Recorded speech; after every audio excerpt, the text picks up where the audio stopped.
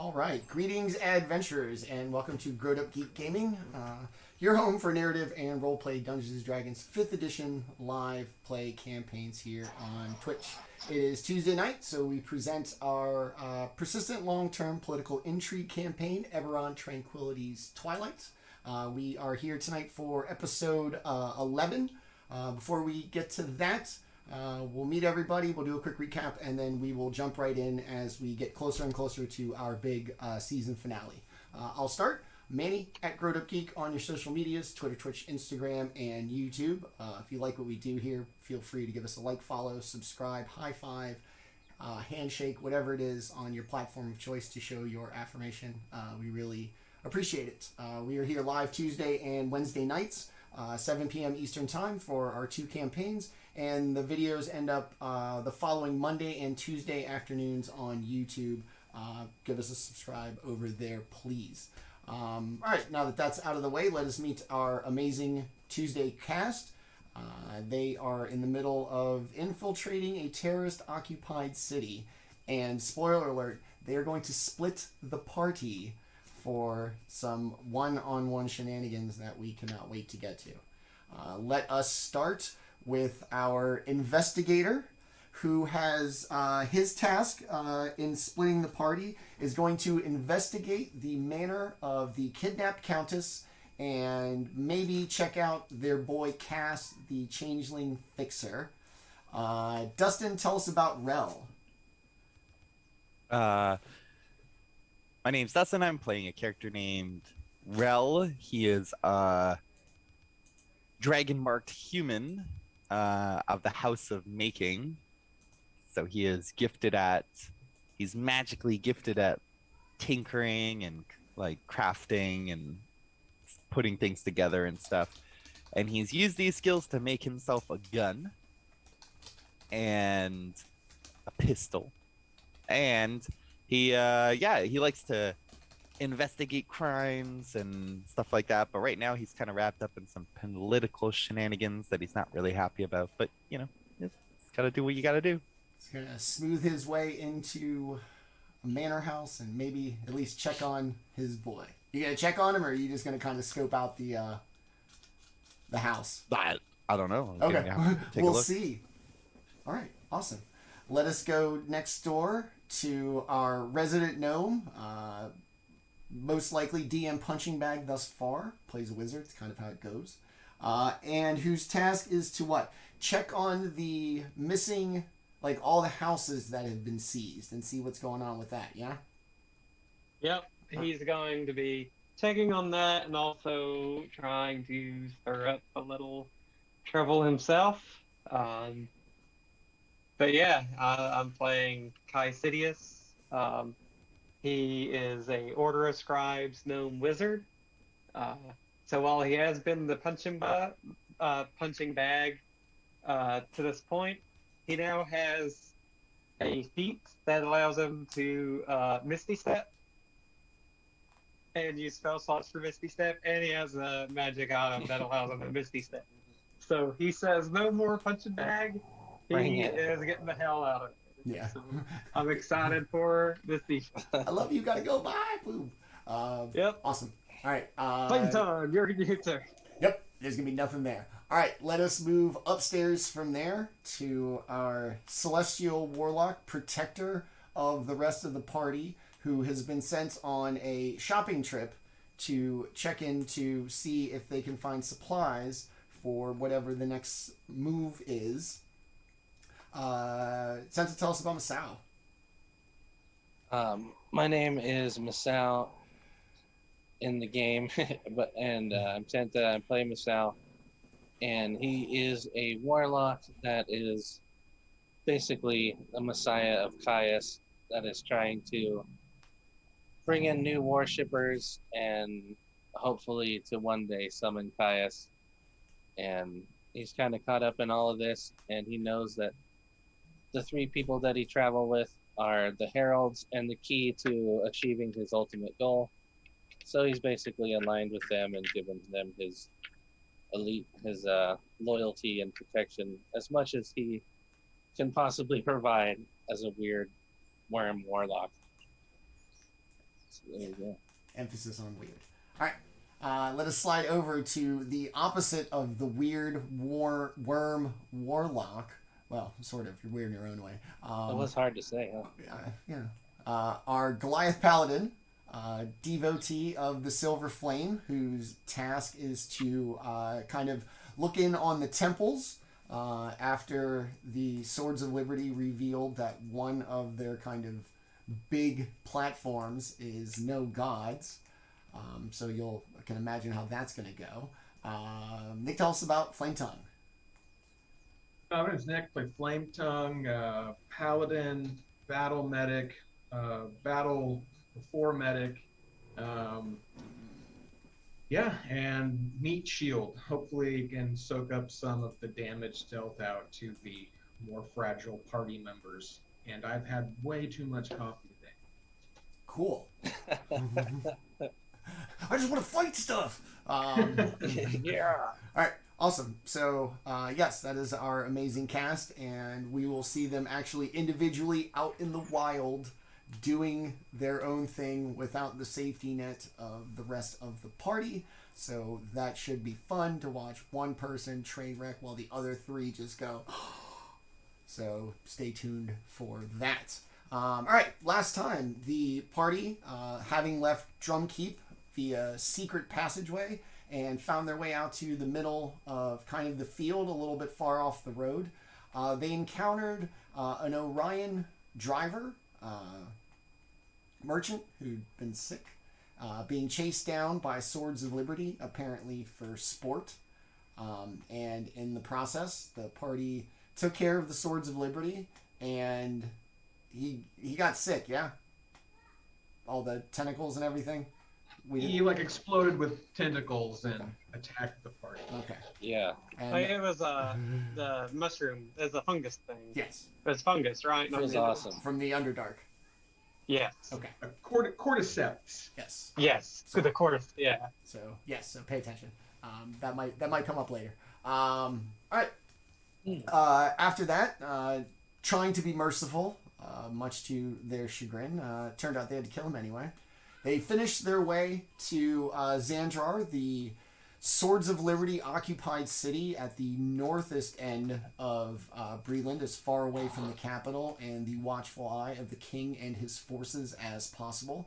Along the way, especially as they got closer to town, they noticed signs asking for mercenaries to join in the fight for the future of Breland that supposedly began then and now within the city of Xandrar. After making their way in and announcing to the person at the gate that they were rah, Swords of Liberty, changing Breland, all that good stuff, let's do this. They made their way into town, kind of saw a little bit of the situation, stumbled upon a rally in which, the kind of propaganda go speech that fascists usually use to whip up crowds, talking about our country, our liberties, that old hammer. And the party kind of got an idea of what they were doing and at least how effective the Swords of Liberty were in their recruitments. They also saw at this rally their co-worker, I don't know if that's the right word, Cass, Lieutenant Torfin's kind of fixer on the ground, who was in town, apparently probably grabbing intel for the Dark Lanterns, and was captured and labeled a traitor to the New Breland, and was scheduled to be executed. As he looked out into the crowd and saw familiar faces from having worked with them all before, he announced very loudly that he would be kept at the kidnapped Countess's mansion in town, and that if the party was going to rescue him, at least they knew where to do it. They moved on, saw a little bit more of town, and had seen that property had been seized in the name of the Swords of Liberty. So many that there was no way that the organization could keep an eye on them or monitor which ones had been used or become used after they were confiscated. The party found one, settled in, took a short rest, and at which point they came up with a plan of what to do in between the present time and supposedly Cass's scheduled execution. So with that, we will begin tonight, episode 11. Where did I write it down? Ugh, God, 1 week. I'm trying to get this right. We begin episode 11, The Occupied City. And as everybody is going to set out kind of on their own thing, we're going to go one by one through the party in an order we've already determined. And we are going to start with Flametongue. You are going to set out from the safe house. And are you going to look for any religious temple? Or are you going to look for yours first? Yeah, I'll look for a Church of the Silver Flame. I mean, I'm not so certain how common they are in this part of Eberron, but I got some guff at Fort Drum from those, like, veterans about the Church of the Silver Flame being, like, blasphemous and run by a child, so I'll just set out and look for temples in general. If there's like a temple quarter of the city, or they're like spread out. Okay. You see kind of the, I don't know, I guess, kind of traditional spires, coated in silver on a blue tin roof. That's, synonymous with the Church of the Silver Flame. It sits out, and as you kind of see it and gauge the distance, it seems to be pretty large. Based on your kind of gauge of how far it is from where you are. And as you walk up on it, in a kind of 2-block area of other temples that you recognize, a couple of others, the Sovereign Host, a former Blood of Vols temple that had been struck down. You see this picturesque, let's see if I can find it, here we go. Temple, the columns, the roof, the courtyard. There's no traffic on this street. As you make your way along, you kind of hear the sound of like sweeping, like brooms everywhere you go from all of the temples. The temple that you recognize as the Church of the Silver Flame stands in front of you. Big set of double doors centered about the building. 2 little smaller doors, 4 giant white marble columns in the front.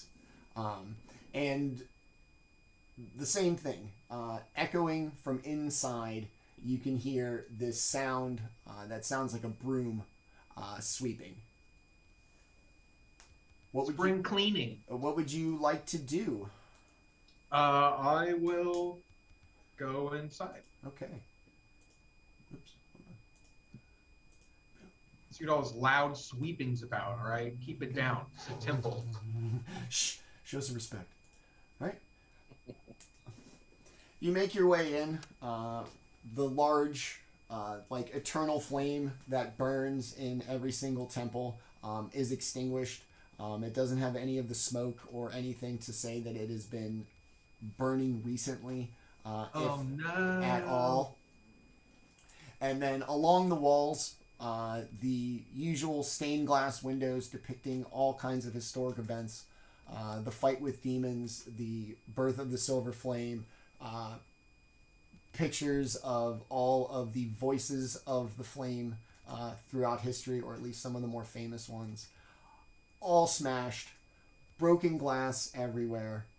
The far end of the temple altar is smashed, and on the walls, just scrawled in red paint,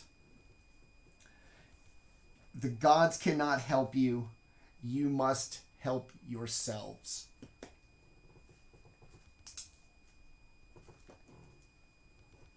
True, but I'm still mad about it. And then off to the side, you hear the sweeping, and now it makes sense, the sound, a push broom, and glass just kind of smashing into each other, being piled up. Are there like how many like people are in here? Are there like It sounds like just the one. just one janitor? I mean, I don't know. I'll go up to I don't him know and if I ask call him. him that, but okay. Is he the priest? He might be. All right. Well, I'll go up and talk to him. Okay. Where is he at? He's over like yeah. Oh, there he is. Can't see. Sorry, I forgot to mention I'm colorblind, so I could literally not see that until you moved my character right next to it. All right. So you make your way up this like impressive physical like specimen for a human, still pretty big. Dark skinned, silver eyes, just this cool metallic gray eyes, and he's just kind of sweeping up, kind of dejected. Oh, I didn't see you there. Welcome.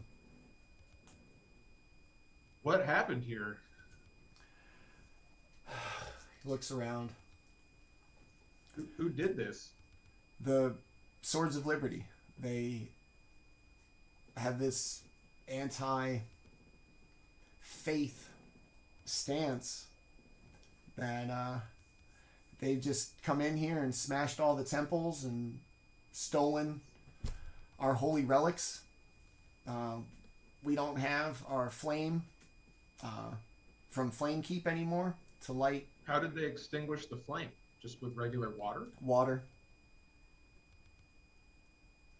Just no respect.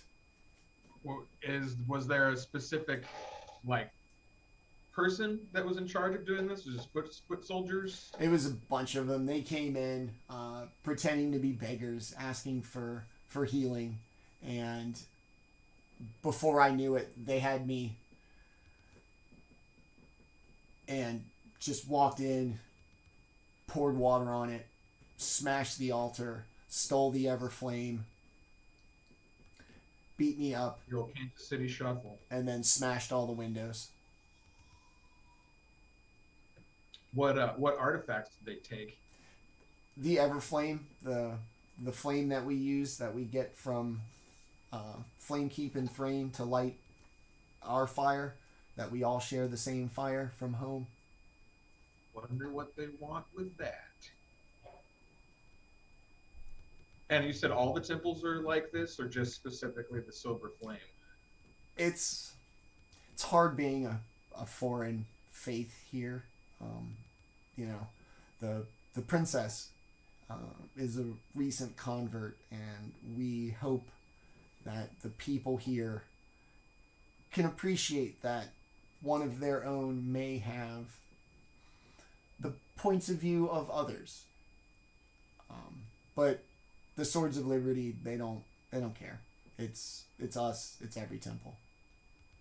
Swords of Liberty must be stopped.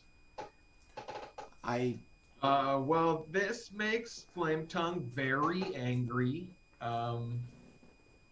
So I think that she's just gonna set out and find a group of Swords of Liberty somewhere.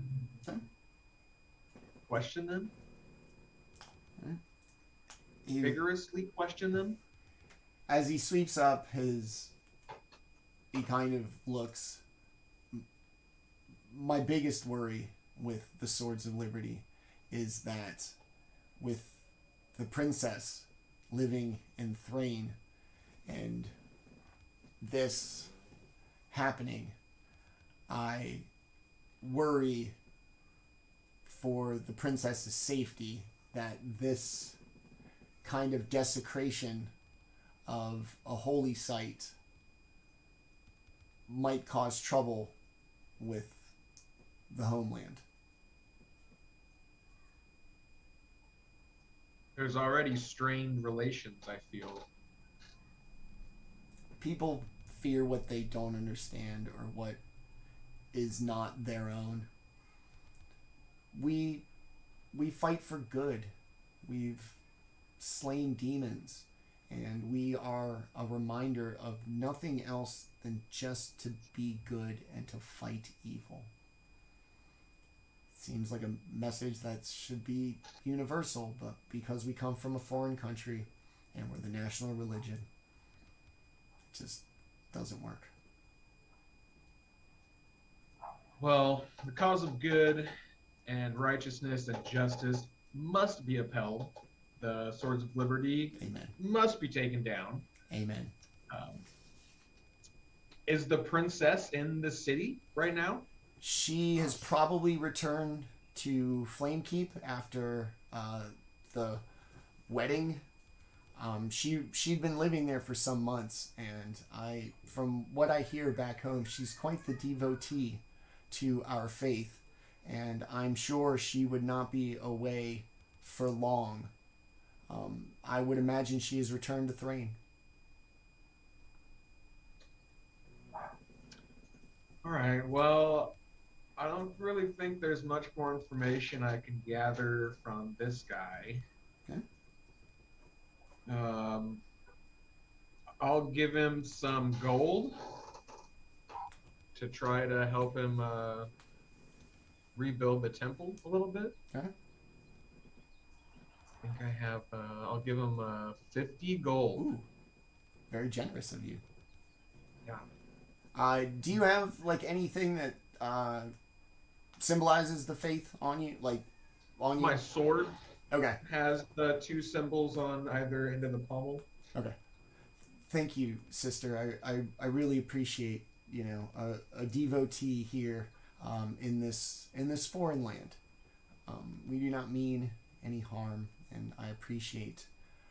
Also, if these swords of liberty seem to be enemies of yours, I would ask, if possible, if you could try to find the Everflame.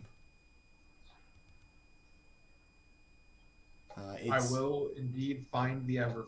Its importance, I don't need to tell you, but we cannot be a true house of the Silver Flame without it. Well, find some people to help you rebuild the temple, and by the time it's rebuilt, I'll return the Everflame to you. Thank you, sister. I appreciate it. All right, so you're gonna dipsy-doo out of here, and Yeah, let's leave here and then see if I can find. Oh, I don't want to cause a ruckus already. Well, you know, fuck it. Let's go find some Swords of Liberty and see about questioning them. okay. All right. As you make your way out of the temple, you can see what looked like mercenaries that were waiting outside when you saw, and are probably streaming in, either to legitimately join the fight or at least as a means of employment. But you see them hustling down in the direction of the rally that you saw earlier. And, you know, obviously they're talking about Swords of Liberty and this, that. Would you like to follow them? Yeah, let's give them a little, as inconspicuously as possible. You're 8 feet tall, darling. I'm not No, sure. I'll tiptoe and hide behind small crates. Small Tiptoe through the crates. garden. Yeah. I will hide behind trees. You know, it'll work out. It'll be fine. You seen that Shaq meme with Shaq hiding behind a tree? That's all I'm picturing. All right, so you're gonna head off and you're gonna follow these mercenaries, fresh-faced, leading in the direction of the square where you had the rally previously, with the expectation of finding some Swords of Liberty. From there, we will cut away to Kai. Right. You set out in the kind of residential neighborhood that you're currently staying in the safe house. And every once in a while you see the little bit of blue paint on the door that has shown which houses have been seized. by the Swords of Liberty. As you walk, kind of, circular route, seeing where the houses are in this big city, you notice that some neighborhoods haven't been affected at all. Some of them are completely empty, little bits of blue paint on both sides of the street for an entire block. And upon your second street, where everyone you see has the little bit of blue paint, you turn a corner and you see 3 gnomes standing in the street with a member of the Swords of Liberty talking to them sternly as the gnomes stand there looking up. And yeah, with that, we'll turn it over to you. You're at the top of the street. I think it's about 80 feet away. They're not yelling, but you can tell by body language it's a pretty stern conversation. What would you like to do? Yeah, Kai is going to approach them, and he's going to move, not like running, but like at a fast pace. And when he gets close enough to be within earshot, he's going to kind of not seem to... he's not going to try to come off as intimidating, but he's just going to try to play it off like, oh, this city's so large. I feel like I get lost in it sometimes, trying to like break up the tension between the group. All right, so as you get closer, you're going to hear the guard like pointing at the gnomes. All right, I got your deeds. You can't enter in these houses anymore. They belong to the Swords of Liberty now. Just bugger off. And he stuffs like pieces of parchment into his coat and seems to turn to walk away, sees you walking up. All right, what are you doing? This doesn't concern you. Kai is going to say, wait, did I just hear you say that you claim their deeds to their homes? Yeah, for the future of Breland. What is it? What is it to you? Oh, I'm just curious. I'm a big fan of Breland. I just wonder, our people, many of our people fought in the last war for Breland. They died for Breland. I'm just confused as to how this benefits Breland to take the people who lost and sacrificed for Breland and put them out on the streets. The gnome, one of the gnomes, a bit older, dressed in red, makes his way kind of towards you. That's right, brother. Just like the Trustees of Argo. Supposed to believe in what they do, everything justifies the means. You from the homeland? Yes, I am from Zalargo. I know the ways of the Trust very well. In Zalargo, while no one would admit it, no one would like talk about it straight up, the Trust controls everything. And I'm just wondering why, he's going to look directly at the Swords of Liberty member. He's going to say, I'm just wondering why, when you're fighting for freedom, you would take their homes away. Are they not Bralish citizens? Oi, last I checked, Swords of Liberty fought for Breland. You half people from another nation coming in here and claiming this as your own. Should be ashamed of yourselves. You're lucky you got these houses in the first place. Now, I'll be going. He turns, starts to walk away. Kai will kind of watch him leave, and then he'll walk up to the other gnome, the one in red, and he's gonna say, sorry about that. Has this been happening to most of the people in Xandrar? I've seen a lot of houses that seem evicted. It's happening to anybody who wants to stand up for themselves. If you stand up and refuse, they'll drag you off to the old Undercity. If you go peacefully, they'll just take your deed and kick you out in the streets. And we'd seen it happen in other neighborhoods, so we knew not to fight it. We didn't want to end up where everybody else ends up. So we gave them the deeds. They don't even live in the houses. They're just taking them because we don't want to be part of what they do. We wanted that. We'd have stayed in Zalargo. We came to Breland because this is a nation of laws. Yes. So you seem to know a bit about the Trustees of Argo. I wonder, are they after you? Maybe. Maybe not. We didn't think too much of it. You know, we heard about the Parliament here, and yeah, there's a king. It's better than, what, a mysterious group who supposedly rules us from behind a curtain that we're not supposed to know about? And keep that. Nah. This is where we belong. We are gnomes from the Zalargo and proud of our homeland.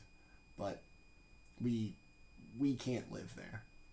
And if... Unfortunately, at the end of the day, it's always the dragon-marked houses and the royalty that's at the top of it. I don't know how much you've looked into the trust, but of course, every elected official that gets to make the decisions of the triumvirate, I don't know if I'm pronouncing that correctly, but they're always interestingly close to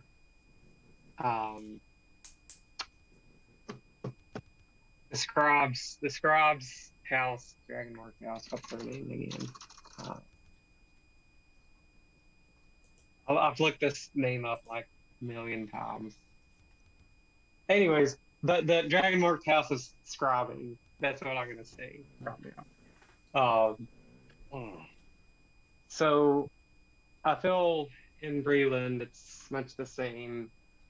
Until true change occurs, it seems we're fated to be stuck in this no matter where we go, and except maybe Joanne, where the daughters of Sorakel sort of run things through chaos, but... I heard they killed the king's first wife. I wouldn't go anywhere near that place. And yeah, kind of look around. You seem to be no friend of the Swords of Liberty. What are you doing in town? Just speaking up for the little person, if you will? Kai's going to take a second, and he's going to kind of, I guess, speak a little more plainly, and he says, yeah, I've come to realize that to bring about true change, you've got to get your hands dirty. So even though I don't agree with the Swords of Liberty, and I don't agree with Breland, change must happen from the inside. So while I certainly don't agree with what they're doing here, I believe I must find common ground with the people of the Swords of Liberty somehow. That's the task I've put myself up for. I may not be able to convince all of them, but if I can get most of them on my side, then I believe I can bring about true change. That which Breland and the commoners, and truly overall of Corvair, I believe I could bring that change. If I could just win over the people. He looks at you kind of quizzically. The Swords of Liberty is made up of bad people. Not all of them, but top to bottom, they're bad people. I had a friend who passed away recently, whose line that was very important, that kind of fits this situation, is this. There's one thing I've learned about Breland, it's this. Hard work pays off. Dreams come true. Bad times don't last, but bad guys do. And unless the Swords of Liberty is dealt with, they will remain and take away the things from the average people. And I don't believe they are capable of change. That all they want is to hurt people. They don't. So let me say it this way. There will be some people that will not conform to the people that we can't reason with will have to be dealt with. But the people, I always say it's always it's a solid majority that would agree. The loudest ones that won't find common ground, I believe them to be a minority of the Swords of Liberty, even though sometimes it seems like they are the majority. But I believe if we take them out, then maybe the Swords of Liberty will fight for a true cause. Maybe. But in the meantime, they've kidnapped the Countess. They've stolen the homes of people not fighting. They've smashed the houses of the faithful. And God knows what else they've done in this town. And if there is a conscientious soul amongst them, they're not doing enough. Yeah, it's the leadership. Every time I hear these people proselytizing, I think that's the correct word, proselytizing for the Swords of Liberty, the way they go about it, they spread fears of foreigners, they spread fears of the authority. It's always honeyed words with them. Just like this man who talked to us, calling us half people. They don't trust us because we're not like them, and that's how they've been going about recruiting. I believe if the leadership were to change and we stopped spreading that propaganda of fear-based propaganda, I believe that we could instill a sense of hope into these people, not just fear. If they could fight for Breland, hope with a hope for a better future instead of fear of those they don't like, I believe we could make some strong allies and change a few minds. From the end of the street, you hear, "Aye, that's him right there." And the Swords of Liberty member that you chased off has returned with two more, making their way up the street. "Oi, you got a problem with how we're doing this and the future of this country?" I will say, tell me, where were you 3 years ago, 4 years ago during the last, it was 4 years ago, wasn't it? I was about the last war? Hold on, I do have that. I think it was it's either 4 years ago the treaty was signed and 6 years ago was the war. Let's find the old. All right. The morning was 5 years ago. The treaty was 3 years ago. Awesome. So he will say, where were you 5 years ago? I was a wee lad stuck at home. Watching everybody die, not old enough to fight. So why were you watching everybody die? What did your family gain from that war?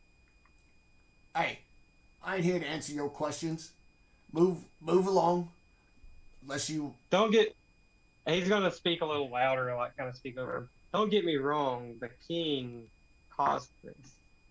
The king and those dragon marked houses are who put us commoners in this situation. We are always the ones suffering at the hands of those the haves.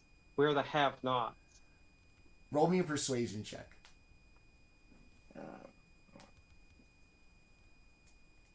Probably gonna suck. 15. Yeah. 15? Yeah, 15. His face kind of changes from intimidating to maybe, hey, this guy might be into it. What do you know of the people being oppressed? Are you in for the fight? Do you want to be a part of the future of Brayland? I want to be part of the future of those who constantly suffer at the hands of the elites in society. When our wives, our husbands, our children are dying, just so someone can wear a bigger crown, so they can have more money, so they can fill their mansions with more gold. I want to be part of what opposes them. I just don't want to be a part of those that would see others that have suffered at their hands. I don't want to be putting them down as well. I think every single person who suffers because of these people should rise together. I think we should band together and bring about change that not just Breland needs, but all of Corvair. Give me a persuasion check with advantage. Come on, die. 14. You know, that's what we want to. This suffering is temporary. We just can't be distracted fighting our own when we have bigger things to fight, like the king and the monarchy. And he's like, I'm glad somebody understands it. And he looks at the other three gnomes. See, he gets it. We're not taking your homes. We're just teaching you to calm down for a bit while we do what's best for everyone. And Kai will speak up and say, I'm not saying that I think we should kick these people out of their homes. They are suffering more so than other commoners at the moment. When the king forced your father, forced your family, your brothers, into the last war and they died, what happened to their home? Did the king claim it and resell it? Did the dragon marked houses resell that home? We're not reselling them. We'll give them back. My point is that just these temporary. people, could they not help Breland in the fight? These people are not the royalty. They are not who we are at war with. It's not my decision, mate. You gotta understand that. I do what I'm told, and they told me to take these houses. I took these houses. I didn't rough them up. I didn't do anything to them. I did what I was told. And if it's possible, and you can do what you're told. He walks out, reaches into his pocket, and pulls out a little card and gives it to you.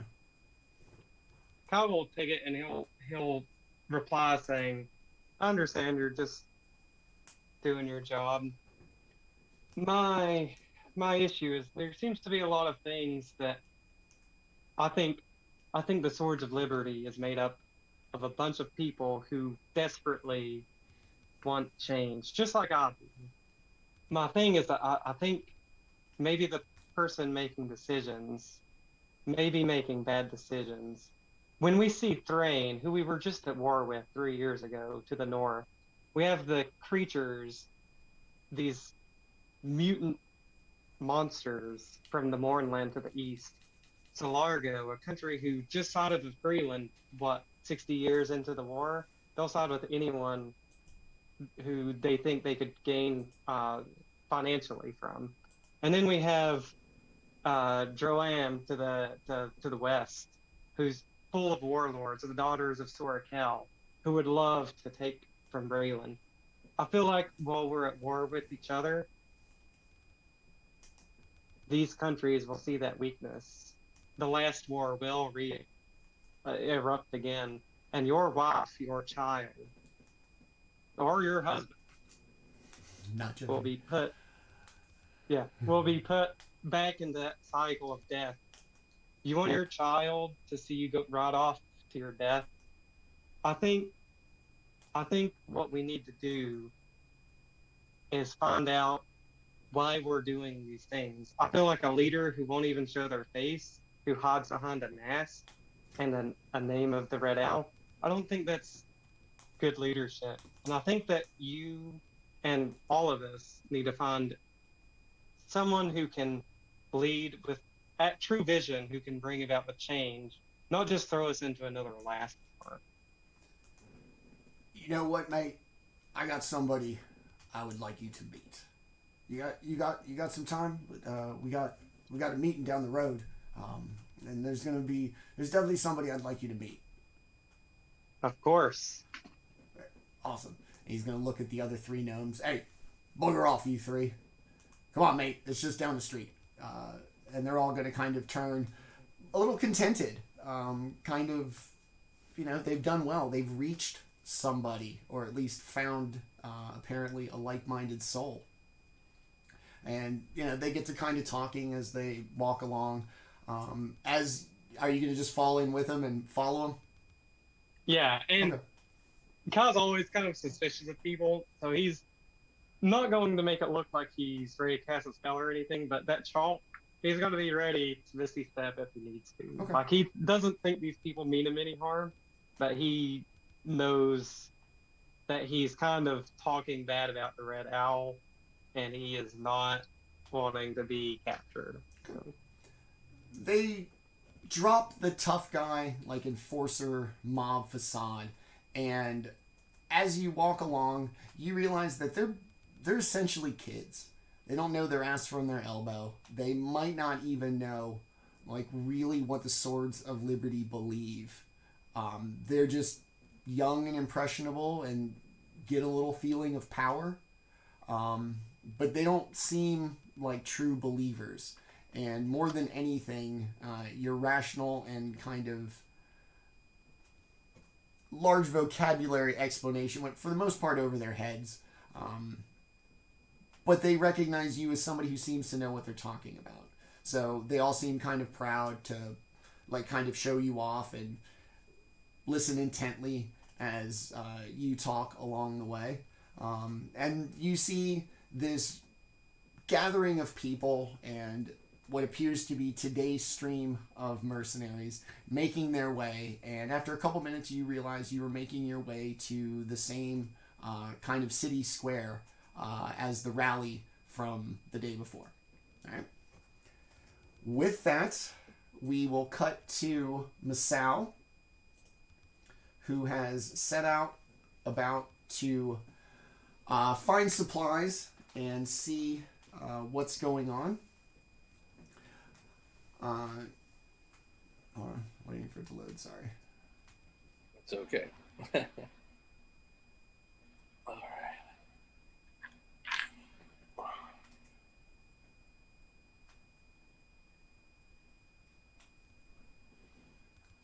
There we go. All right.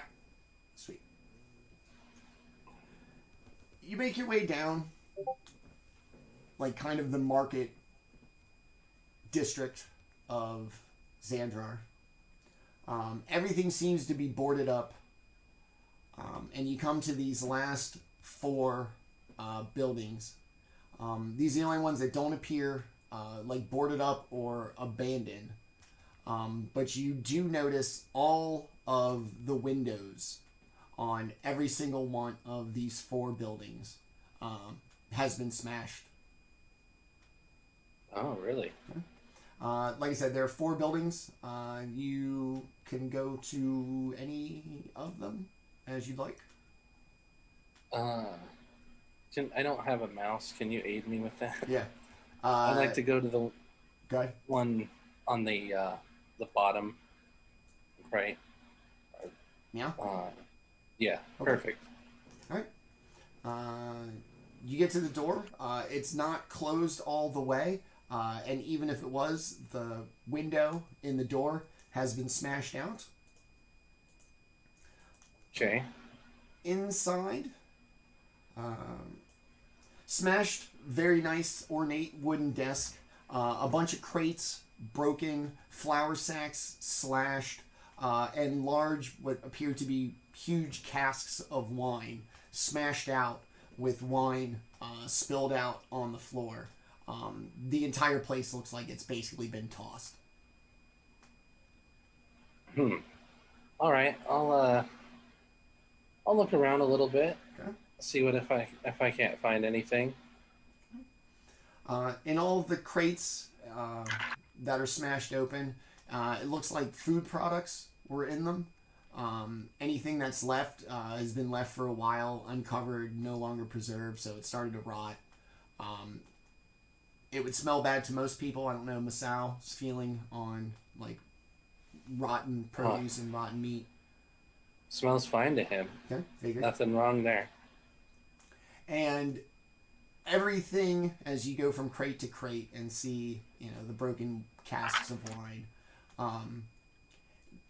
this place seems to have been like cleaned out completely, save for a couple of bags of grain that probably were too old when they were here.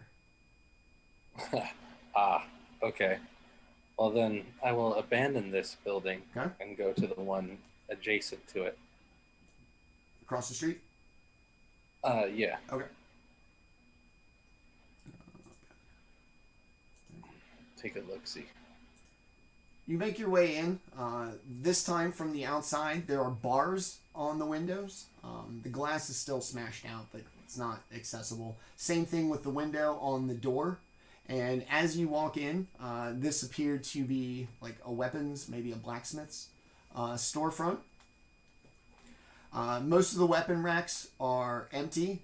What little things you do see on the floor are all smashed or bent intentionally, rendering them all useless. All right. Well, I guess I'll give another thorough look through real quick. Okay. Just to see what I can see, if there's anything. With all of the weapons and things that are smashed on the floor, if this shop was like full, all the weapon racks full, all the kind of mannequins for armor were filled, there are not enough smashed weapons on the floor, on the back table, to fill every slot in these racks. Interesting. I kind of scoff and walk out and head to another building. Okay. Up or down? Down. Down. Okay. As you make your way in, instantly the smell of an alchemist shop just like hits you in the face. It's a good smell. And as you walk in, you can see all the shelves have been tossed. There are broken potion bottles all over the floor. Puddles of different colors also all over the floor based on what was smashed nearby from the shelf. And behind the counter, you can see like basically like from the ears up of the back of somebody's head, essentially from the ears up, kind of long white, like stringy, greasy hair, just kind of sitting there. I knew one day you would come. Masaow turns his head. One day? You're just like all the rest. Just like I was. How so? He's gonna get up. No. He's gonna stand up, and this just withered, frail looking frame, just hunched over, old as can be, is going to turn. And as he does, you can see two cataract eyes, and like a greenish hue to like really waxy skin that looks like it just barely like was pressed against the skull. Does not look like it belongs. And turn around. Ah, yes, I remember what it was to believe.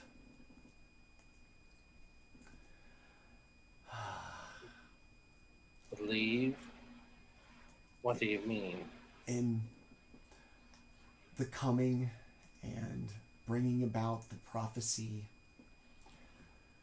protecting others who may help in doing so. Yes, that is my life. What of it?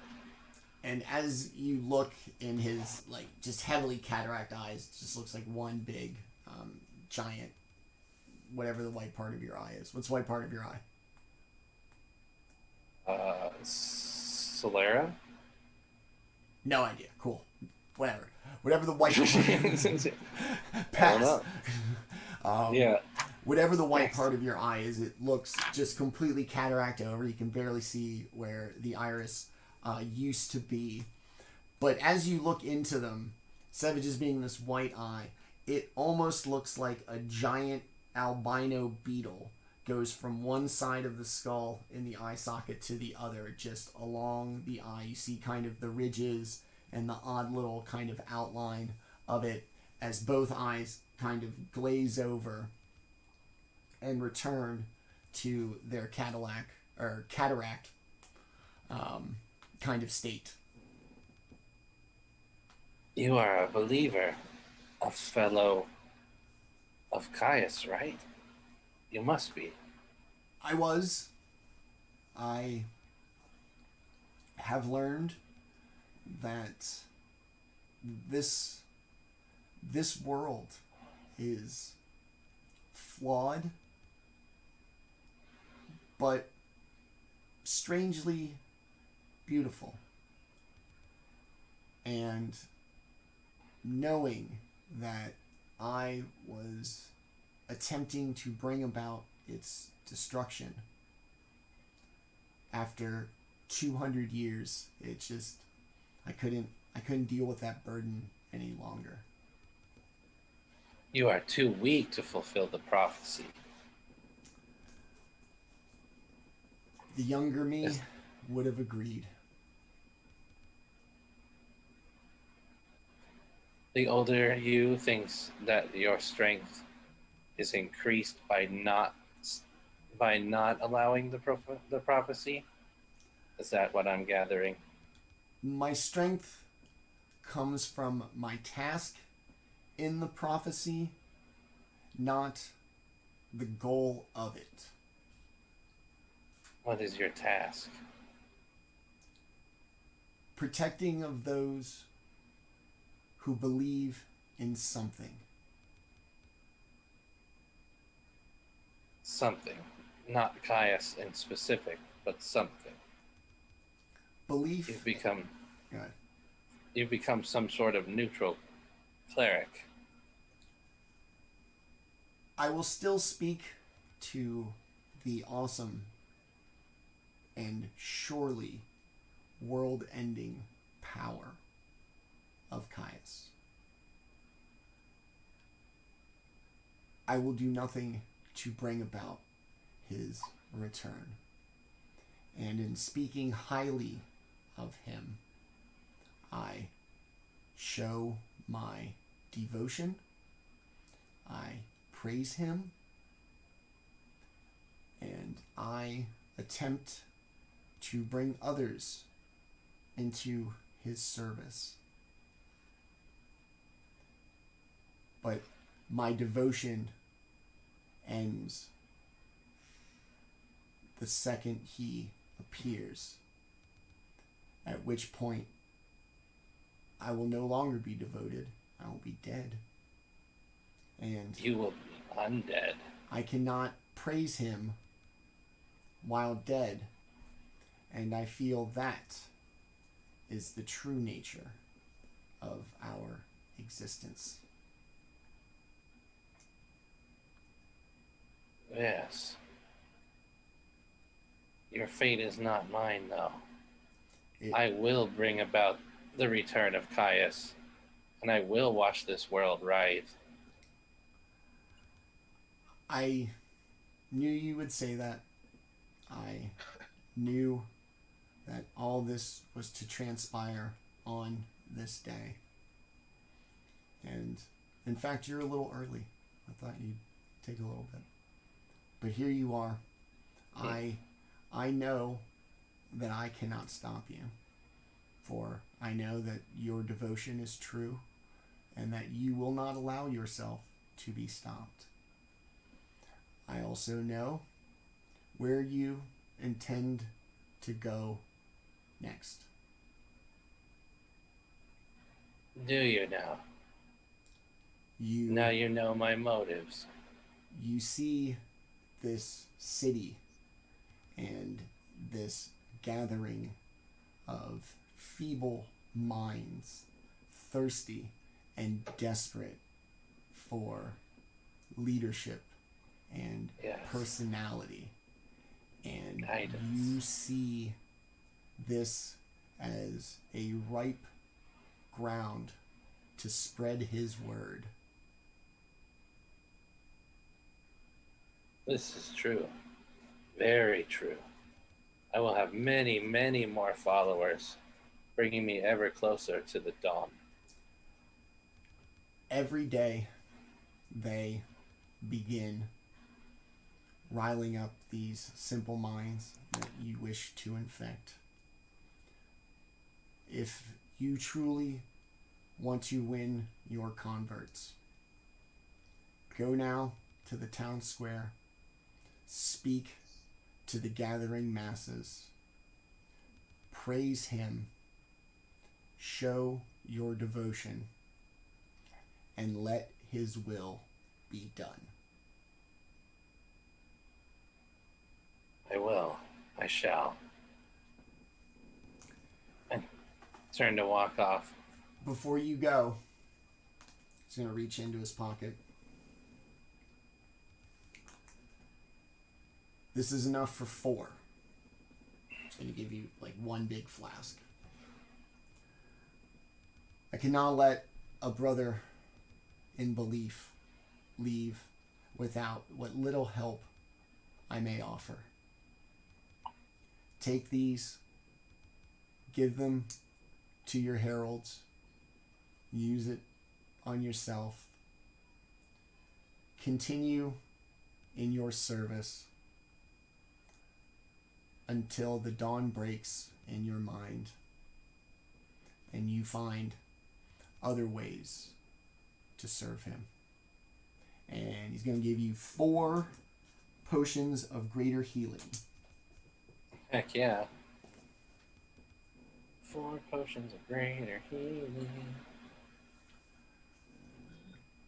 Go forth, my brother. Do what you feel you must, and let his will be done. Yes. Yes, I will. And like, kind of, a couple like super long black worms whip out of my mouth as I turn around.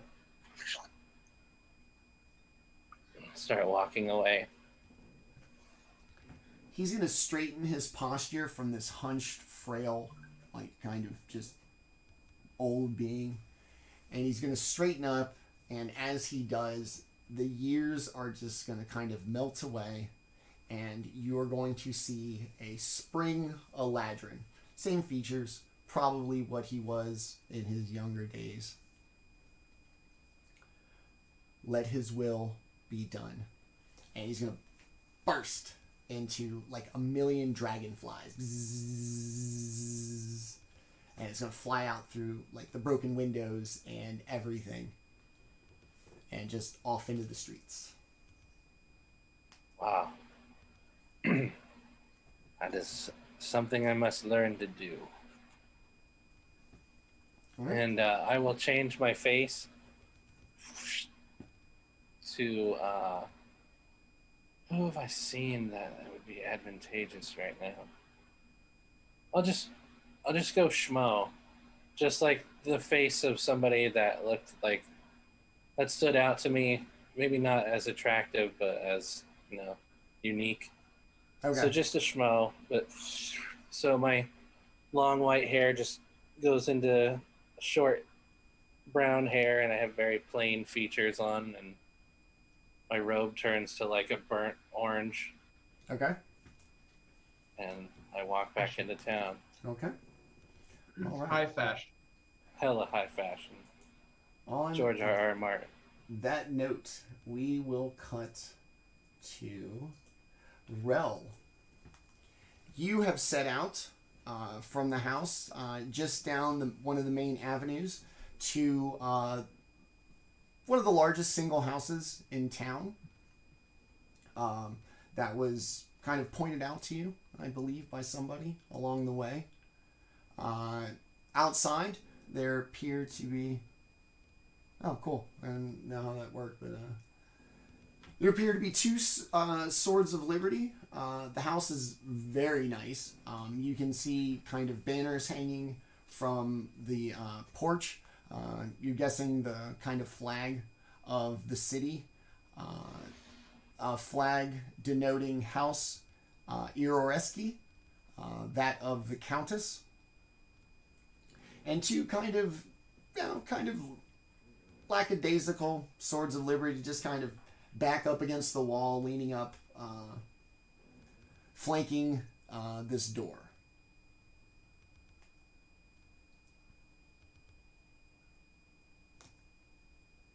All right. So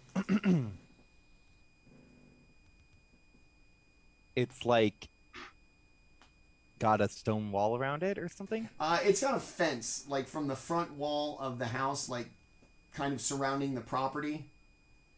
And then How high is it? 12 feet with wrought iron barbs on the top. Okay. Where is this in relation to like the world map or the city map? I will pull it up for you.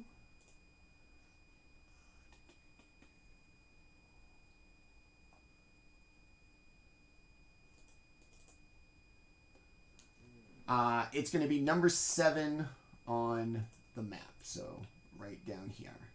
Down there. Your safe house is currently somewhere over. Yeah, it's like in there, Yeah. 4 area. Okay, okay. Alright. All right. Okay, sorry. How many stories is the building? It's 2. Okay.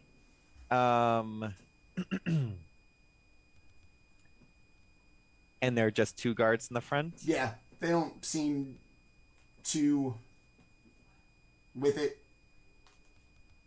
Is it possible to walk around the building, or is there other things in the way? There's the fence. I mean, you can walk along the perimeter of the fence from your like where you stand right now. Mm-hmm. Yeah, can I walk around the building? Okay. Just like I'm trying not to be too suspicious, but I do want to like scope out the place. Okay. You can't really see much because of how high the fence is. Other than the buildings, the main house seems pretty continuous. Then it seems to break about 2/3 of the way, and there's nothing. And then there seems to be another structure at the very back end of the property. This one only 1 story, but not as ornate. Made of like kind of a really nice limestone like the main house. This one seems to be very large, like river rocks, built for a purpose as opposed to, like the aesthetics of it. Okay. Can we say that I'm walking down to the side of this other smaller building? Yeah, which side do you want to be on? I guess the left-hand side, like the one like on the left of this image. Yeah, around there somewhere. Okay. And how high is the wall of that building? Probably about 15 feet. It's not much higher. The fence is going to end, and then it's like the second structure. Is the second structure taller than the wall? Or the Just fence? by a little bit. Okay. Are there guards around this building? Not that you can see from your side of the fence.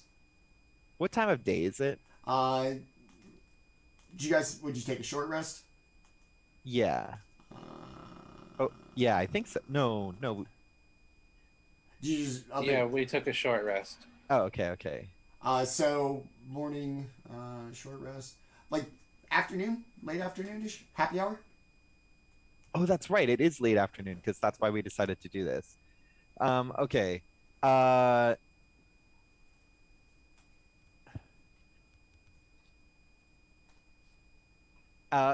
roof of this smaller building, is it like a slanted roof or is it a flat roof? It's flat. It's flat. Is it possible to climb the wall? Free climb, probably not. With some help, rope, grappling hook, probably. Let us look.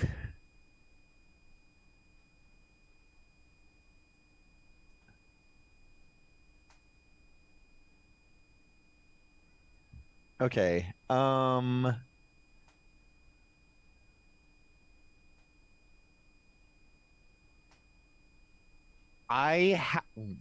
gonna I have a rope, set like a standard hempen sort of rope. I don't really have any like grappling hook device, but you know, I'm a tinkerer and stuff. I have a dagger. Can I sort of maybe rope and dagger and see if I can makeshift a shitty, maybe one-time use sort of grappling hook out of it? Do you want it to like catch on something, or are you hoping to like spear it into the ground or whatever? I'm surface? hoping to throw it up onto the roof to catch so I can climb up onto the roof. That's Okay. what I'm looking to So do. you're trying to like catch it like this, not like jabbing your spike in there. Yeah, I just wanted to hook onto something and then climb up onto the roof. Okay. Give me an athletics check for your throw to see if you can kind of get it up there, and then I'll roll a little dicey dice to see how well it sticks. You have any skills or anything you think are pertinent to this? Well, I'm a mark of making tinkerer. Okay. So in terms of like making a grappling hook, I feel like I should be able to like maybe not to make the best, but I should have a little skill in that. It's probably or at least a little. I'm gifted in that. It's but in probably terms of like sturdy, is what you're saying. It's not going to be. I mean, at least for a one-time use. I mean, a dagger isn't the greatest, strongest piece of metal, but I'm hoping to be able to use it once. Probably destroy the dagger, I assume. But Okay. You do have the mending cantrip, so you could like basically weld things together. yeah. And I don't have any, but I don't have any like particular gifts in climbing or anything. Okay. But I did roll 16. Okay. So like I said, because of your kind of tinkerer nature, I imagine you're pretty good with your hands. You can kind of tie it in such a way that you figure it's not gonna. If this fails, it's not gonna be because of how you secured it to the dagger. Is that fair? Mm-hmm. Okay. Mm-hmm. Yep. And what'd you get for your athletics check? 16. 16. All right, very nice. So yeah, full on like lasso loop. You're gonna chuck it up there. You're gonna hit it, like hear it kind of clang. You see a couple things, like maybe like a small chimney kind of sticking up. Probably a couple of other little things on the roof, and do you want high or low? Sorry. I'm gonna roll a die. Do you want like the Oh. higher to be a success or the lower to be a success? I mean, I guess the higher makes more sense. Congratulations, I rolled a 12 on a d12. So you're gonna throw it up there.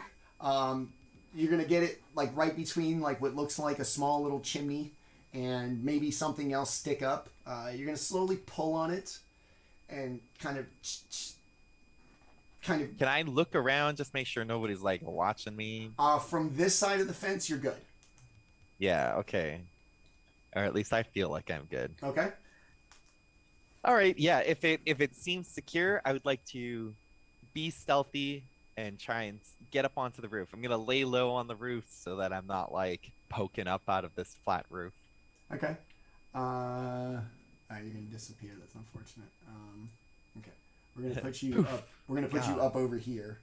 Just so Yeah, it's okay. It's okay. No, it's fine. All right, give me a stealth check just to kind of see like how quick you can kind of drop to the ground or not just be generally awkward up there. Yeah. 18 for Ooh, stealth. Very nice. You're gonna get up there and you're just gonna go like perfectly flat.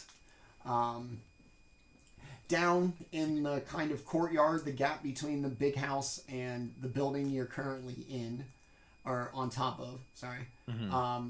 You're going to see and smell like kind of a tobacco smoke as this one kind of Swords of Liberty guard seems to be making kind of a lazy patrol through the courtyard. Not really like doing the watch part of it, just more or less walking, seemingly lost in his own thoughts, puffing away on... He doesn't seem to be like on alert. He's just relaxing. Yeah, he's either like a really shitty watchman or is on like a smoke break and just kind of milling about like you do. Okay. And as far as you can see, that's it. From this part, you can see the back half of the house. We'll go ahead and kind of light it up for you since you're going to be able to see. The back of the house is going to have a set of stairs, 3 large French doors that appear to peer into what looks like almost like a ballroom. There's a big fountain in the middle. You can see what look like wizards, or at least in kind of mage robes, kind of going about their own business in this ballroom. And then give me a perception check. See what else is in there. Oh, no good. 8. You see probably 30 or 40 just looks like piles of linen kind of scattered about the floor. Okay.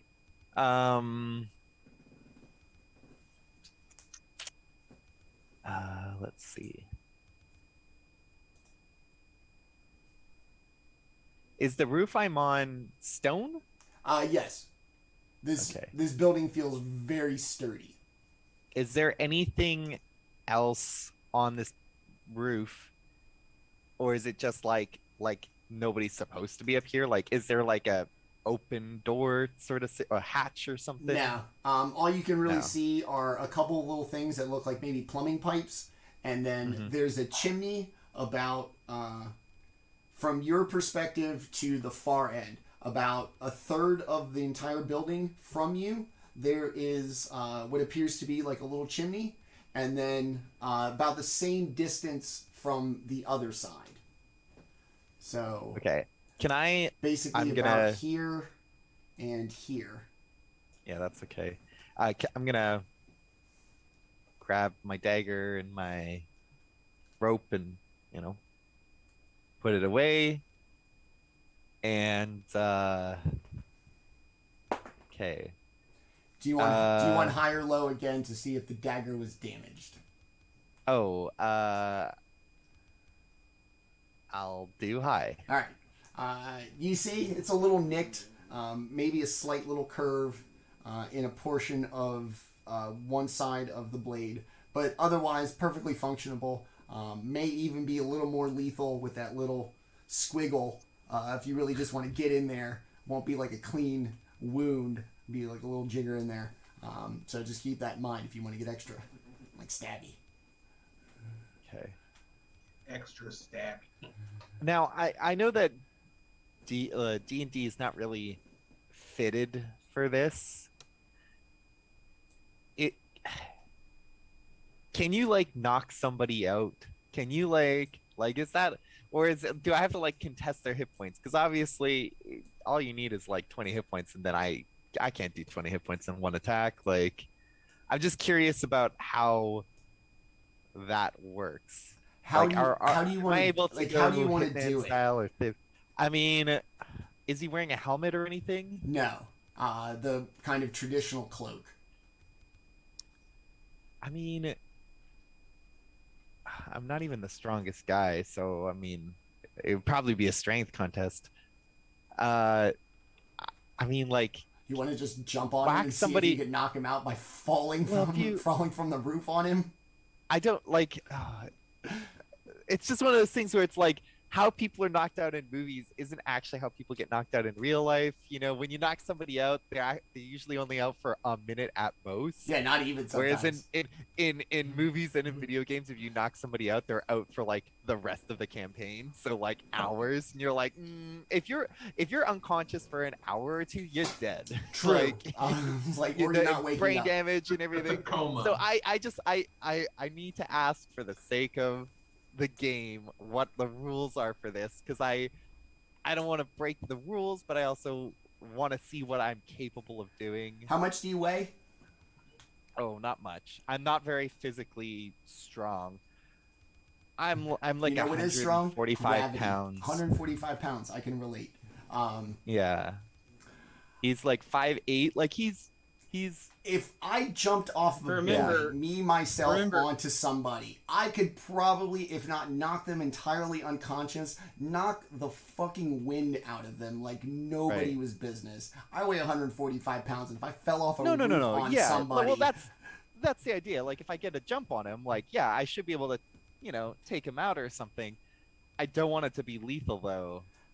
Well, just remember that Like, I could just shoot him and probably kill him or stab him with a dagger, but I don't want to do that. energy is velocity squared. That's what I'm saying. So mass isn't. I mean, it's important, but not that. You would not kill him. Like I've ever thought about. You would not kill him if you fell, if you jumped like directly on him. In the same way, I don't think I would kill you if I fell off a building on you. I'd fuck you up like real good. You're not gonna die as a result. I mean, well, you never know. You land on somebody the wrong way and they just die, even from like 3 feet.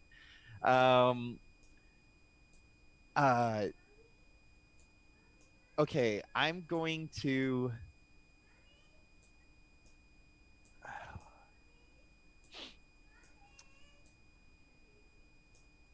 Actually, can I see, just quickly before I start doing anything else, can I see the people inside? They don't look like they're on guard. They just look like they're doing something. They're going about whatever it is that they're doing. Okay. And these large things, they're trees, yes? Yes. Is there like a lot of cover in the area? Like, is this porch like raised? The porch is raised. The tree closest to you can probably like hide your existence if you stood up.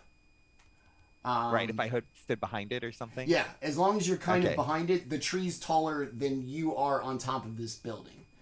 And this building that I'm on, can I walk around its perimeter? How big is this? Is it literally just this big? Just this big. Oh, okay. So this is the full capacity of it. Yes. So it's like a garage, sort of, like in scope compared to the house. An oddly shaped guest house. Okay, all right. And there's no windows or anything on it. No windows. No. You see 2 sets of doors, or you can see one set like really close to you, one closer to the far end, and based on the hinges that you can see protruding from your perspective above it, the doors look pretty solid. Okay. I'm Dungeons and Dragons, baby. I'm gonna jump on this guy and attempt to take him down. I'm gonna wait till he's close to this tree. Okay. And I'm gonna kind of try and make sure that nobody's like looking out the door. I'm gonna jump. I'm with the goal of like,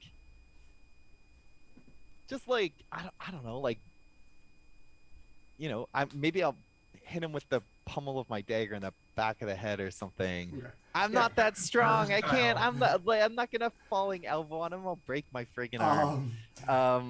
No, I'm just gonna like, just bang him in the back of the head from this height.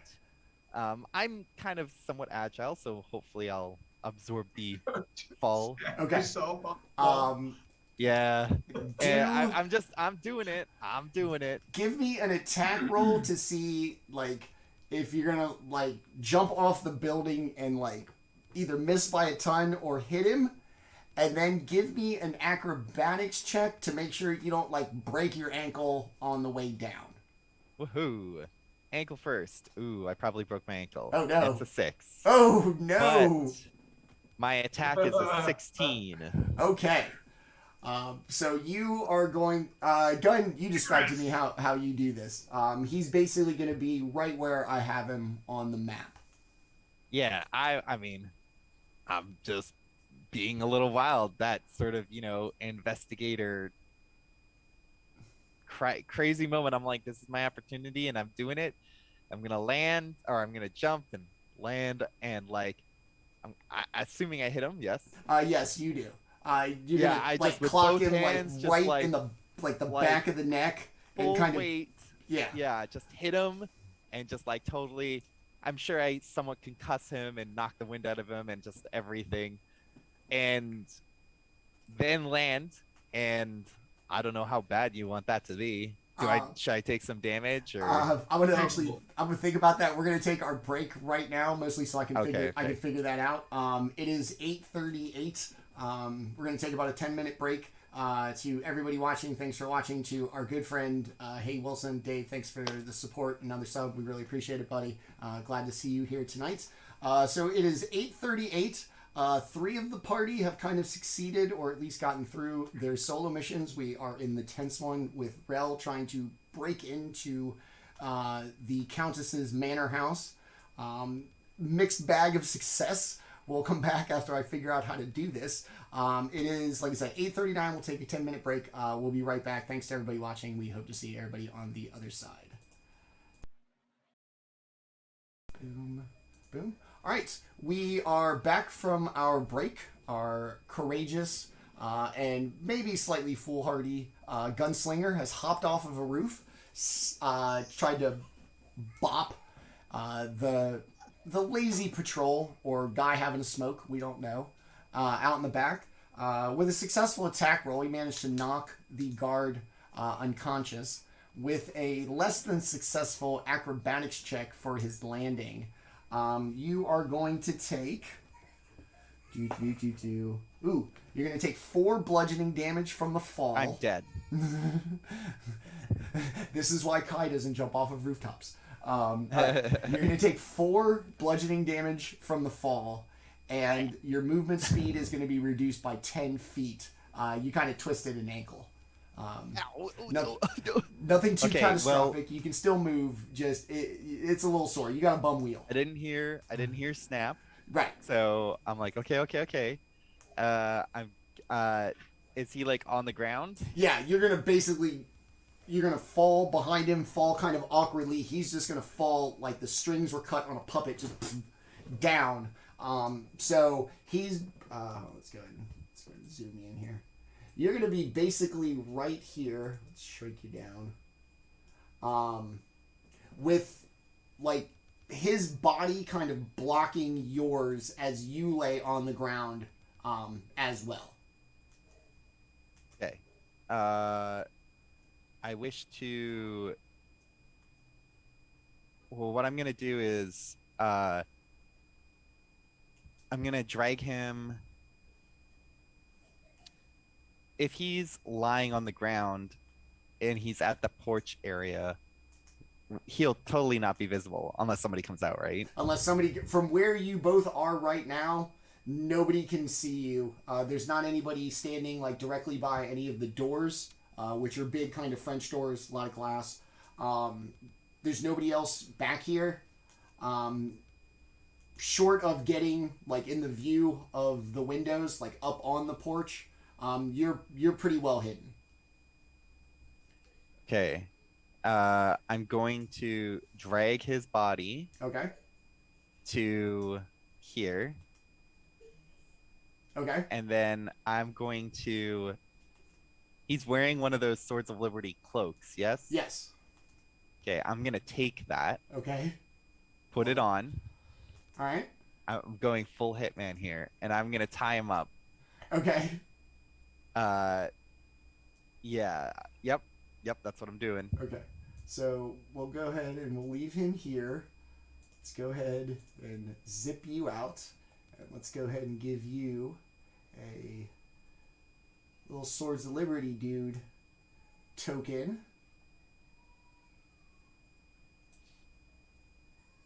Boom.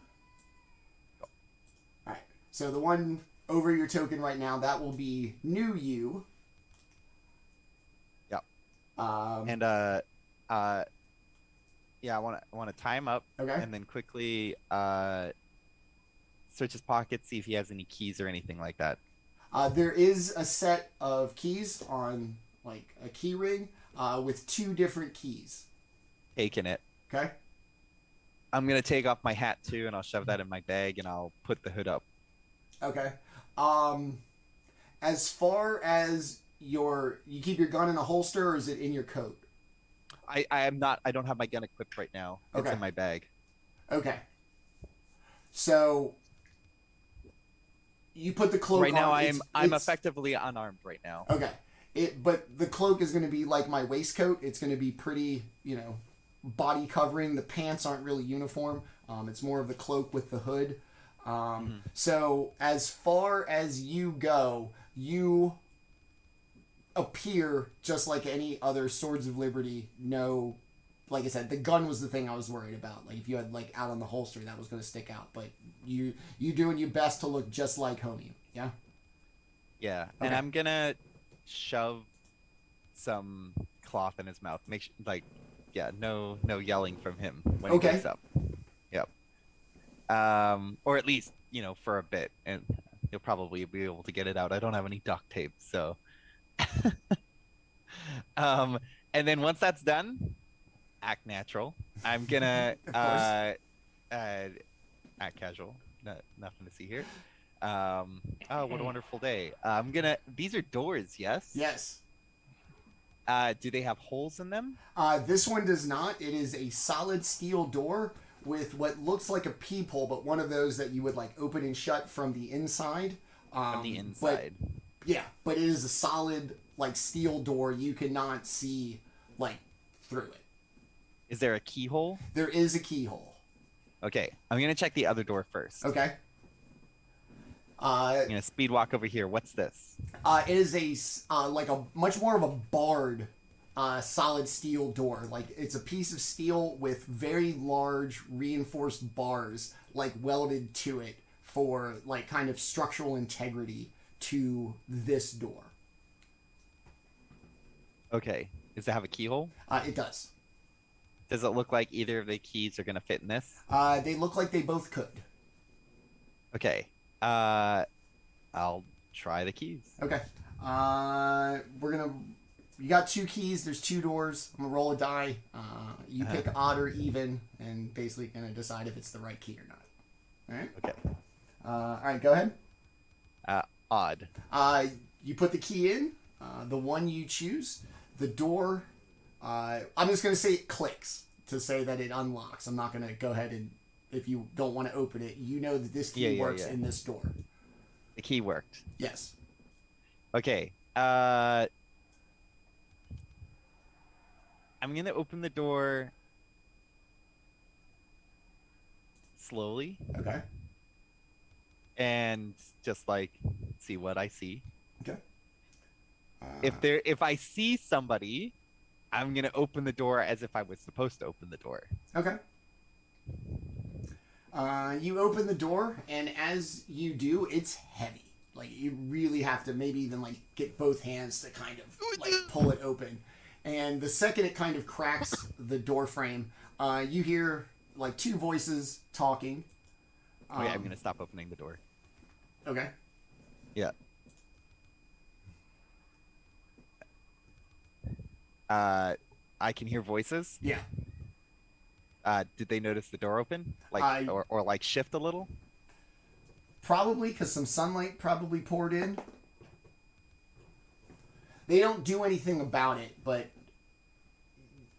by how hard you have to pull you could see that probably some sunlight like went in. So they stopped talking the second like the kind of sunlight cracked in, but just in the same way that people would stop talking if you just walked into a room.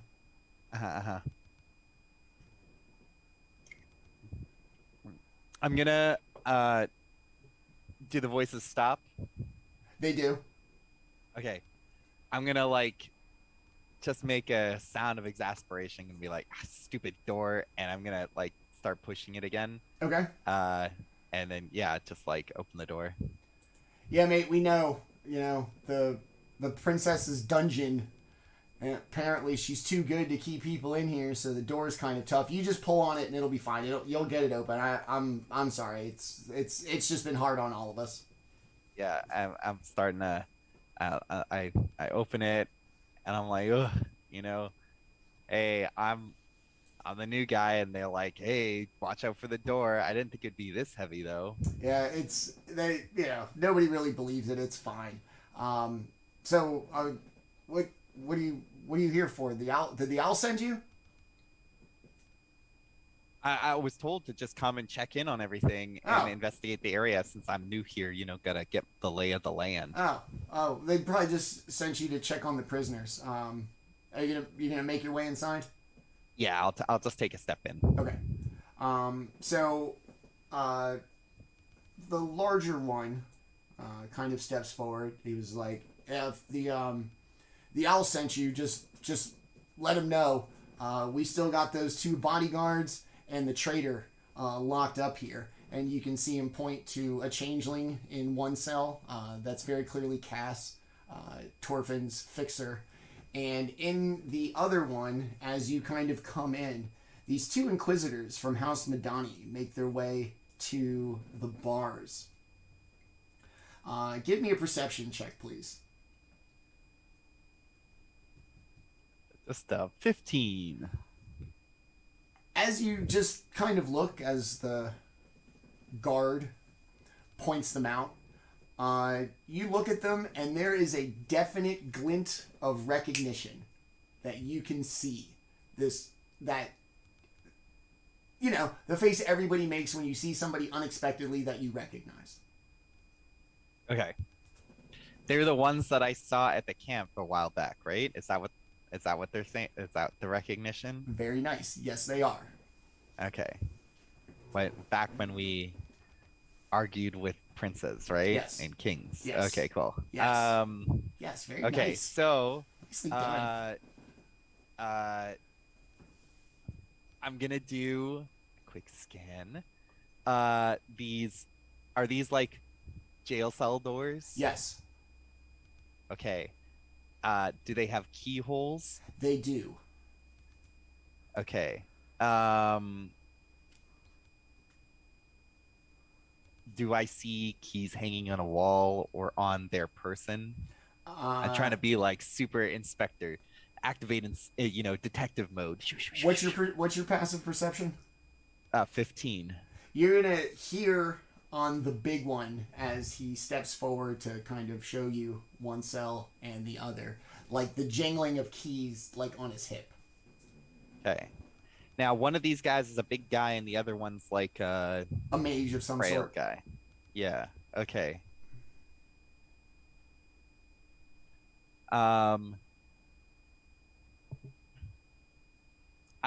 Okay, I'm gonna quickly say, hey, so it looks like everything's good here. I mean, not that I expected it not to be. I'm gonna go check the other areas. But if you guys need anything, you want a drink or something, it's probably boring out here. We just want to get to the Undercity like everybody else, and yeah, of course. We're just waiting for these guys to be, Yeah. All right. Well, I'll be back in just a second. I'm gonna step out. Okay. And I'm gonna like close the door behind me. But I'm gonna close it, but I'm not gonna lock it. Okay. I'm just gonna like push it mostly closed. Are you gonna close it like all the way that it like clasps, and you gotta hit the knob again, or enough that if you wanted to, you could like jerk it open real quick? I'm gonna close it, but like in that way that's like it's not fully closed, but it looks like it's closed. Okay. You know, and then you come back later and you're like, oh, this door's open. Got it. You're propping the door Yep. like in an apartment building. Got it. Cool. If nobody else is out here, Still just the I'm gonna- unconscious, semi-nude guy over by the tree. cool. I'm gonna run limp over to him, Okay. and I'm gonna push him into this corner. I'm just gonna like roughly shove his body into the corner so that he's behind the porch now. Get in there, you. Just yeah, like not so subtly. This I'm gonna use the other key on this door. Okay. I'm sort of limp running now. I'm just like quick. I'm gonna open this door and I want to look inside here. This door, not as heavy, still pretty significant, solid steel. It Okay. swings a little better. In here, you're going to see 3 larger kind of brutes, 1 mage, and in this appears something of what was once an armory or like something of a hunting lodge. There's a bunch of taxidermy heads on the walls, and along the other walls, there are some practice dummies and what appear to be empty weapon racks. Empty weapon racks. Okay. Are the people in here like practicing with weaponry and just chatting? They're just kind of milling about. One of them seems to be like sharpening a sword. The wizard's, of course, in a book. One of them seems to be like poking the taxidermy heads, making faces at it. Okay. And one of them is throwing like a knife against one of like the practice dummies and like walking over and grabbing it and pulling it Are out. there any weapons in the room, or are they all the things empty? They have the larger guys have scimitars. The wizard has a staff. One of them has at least a dagger in addition to that, but nothing in any of the weapon racks or anything. It looks like if there was stuff here at one point, totally cleaned out. Okay. I'm gonna approach the guy over here, Okay. and I'm just gonna be like, man, what the heck? They told me to come in here to get weapons and bring them over there, and there's none in here. Somebody's just pulling my chain here. Do you know where they keep all the weapons? What the heck's going on? I'm just gonna turn around and look at you. Well, I know you. No, I just got posted here. I still don't know really the layout of this place. The owl sent you? Yeah, I was just at a meeting and they said, and I extend my hand. I'm gonna be like, name's Darren. Ah, it's like Boswick. You know, maybe you do look familiar. And plus, nobody really gets back here without somebody important. So, Yeah, I hold up the keys. I'm like, they gave me these. I did the wrong one, and then I did the right. Ugh, yeah, you know how it's it is. fine. The owl told us to take all the weapons. This used to be the garrison of the rich chick who used to live here. Doesn't anymore. We took all of her stuff down to the Undercity. Yeah. You know, getting everything ready for the assault.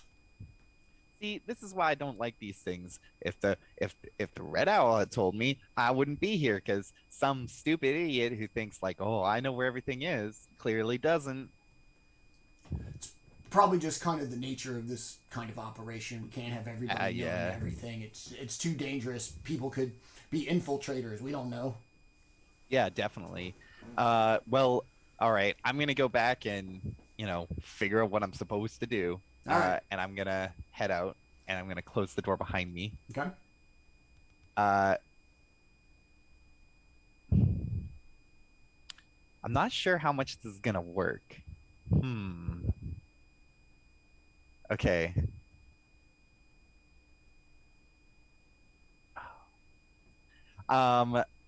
These big doors up here, you said they're doors, right? Yes. Okay. But they have windows on them? Yeah, they're like big French doors.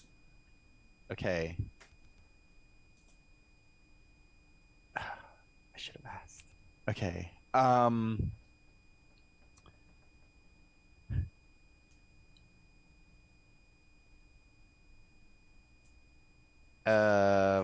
gonna. Oh man.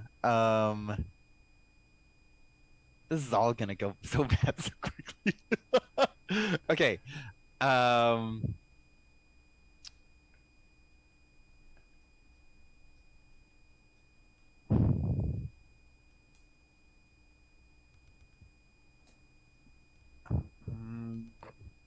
What do I have in my inventory?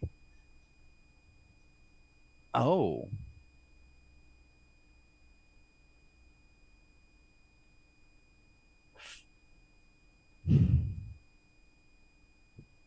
Is there's just a tree and that's the kind of it back here, right? Just these two trees? Just the two trees.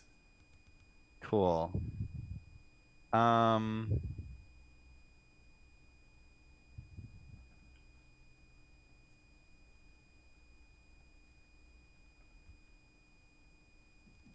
I'm gonna take my bedroll. Okay. I'm gonna shove it up against the door here. Okay. I'm gonna take my torch, light it, and put it on the bedroll. Okay. I'm gonna start a fire. It's one of them flaming bags again. Don't put it out with your boot. Tell me my business, devil woman. Yeah, I'm just gonna start a fire right here. Oh boy. Okay. I'm gonna lock the door. Oh, okay. And I'm gonna break the key in the door. Oh, okay. Dude. So yeah. That's crazy. Okay. I'm going to run over here. I'm gonna push the door as hard as I can. I'm gonna like try and slam it open. I'm gonna be like, holy shit, there's a fire over there. Okay. I'm doing it. I'm going all in, man. Okay. I'm gonna give you this option. Do you want to seem very earnest about it, or do you want to make it like very dramatic that it's almost like too hard to ignore?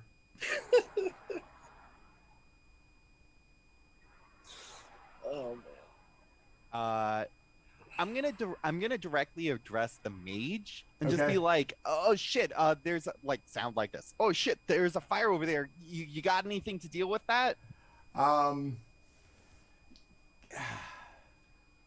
Give me a persuasion check with advantage since you got the outfit on.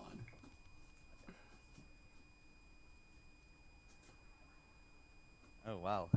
It was a 1 and a 13, so 18 total. Okay. The mage is... What? Oh wait, persuasion. Sorry, it's a 13 actually. Okay. What do you mean a fire? How's there a fire outside? I don't. Just look. Look, if this is the hazing they put the new guys up to, and I get up and there's no fire, there's going to be hell to pay. I should have said it earlier, but I'm gonna wait long enough so that the fire is like set in. Yeah. I'm not gonna just like no. Don't worry, my friend. It doesn't look like someone just lit a little bit of a bed. Don't you worry, my friend. It is starting to spread. Okay, cool. You're good. So the mage gets up. He's an older man, kind of, Master Pycel's his way over to the door. As I want it to be, as he steps out, I'm gonna step in. Okay. Yeah. When he gets to just about the door, the smoke of your burning wool, is that probably what your bedroll's made of? I guess so. Probably. Burning linen, wool, just okay. The burning linen, as well as it now spreading to grass. It is the winter time up north, so the grass is a little dry, and the fire is going to start to spread. And he is going to step outside. Oh wow! Oh, fire! I told you. Oh! And he's gonna. And I'm gonna step into the room. Okay. Okay. The moment he dashes off, I'm gonna reach into my pack. I'm gonna pull out my pistol, and like point blank shoot this guy in the face. Okay. Describe to me how you came in as you, like, did you like slip by him or did you push your way in? Well, I'm just like as he went in, I'm just gonna like sidestep around him and be like, oh my god, like like I don't know what's going on. Okay. And I'm just gonna step in, and as he's moving away, I'm just gonna put my pack on the ground, grab the gun, and point it, blam, right in the guy's face. Is there anything else you would like to do before you pull the trigger? Nope. I'm gonna kill this guy and take the keys. That is my goal. Okay. Don't want to ask you like a specific question.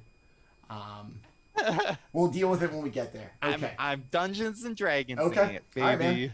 Roll with it. All right. Go ahead and he's going to be more taken aback by the fire. He's going to see the mage kind of jut out of view through the door. Go ahead and give me an attack roll, please, for the brute. With advantage? Sure. My man was not expecting this. Who would? Right. Okay. You were my brother, Anakin. 20, not natural. Okay, yeah. Yeah. Okay.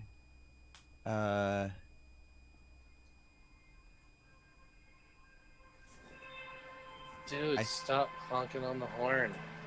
He's so cool. It's mating season. 12 points of damage. Okay. To his eye, I guess. Right in the face. To his eye. Do. I'm trying to. I'm just bullet to the face. Dodge this, like Okay. I assume death, but You're gonna hit him. He's gonna go down in a lump.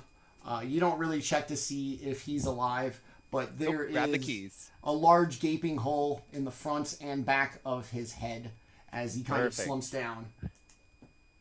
Take the keys, unlock the door to both rooms, Okay.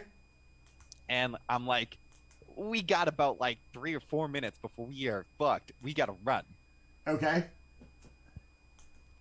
It's alright. So Homeboy's gonna be down for all intents and purposes. They are going to come out. Cass is going to come out. Okay, when he comes out, I'm like gonna be like, hey, do you have like any magic or anything? I'm just really curious.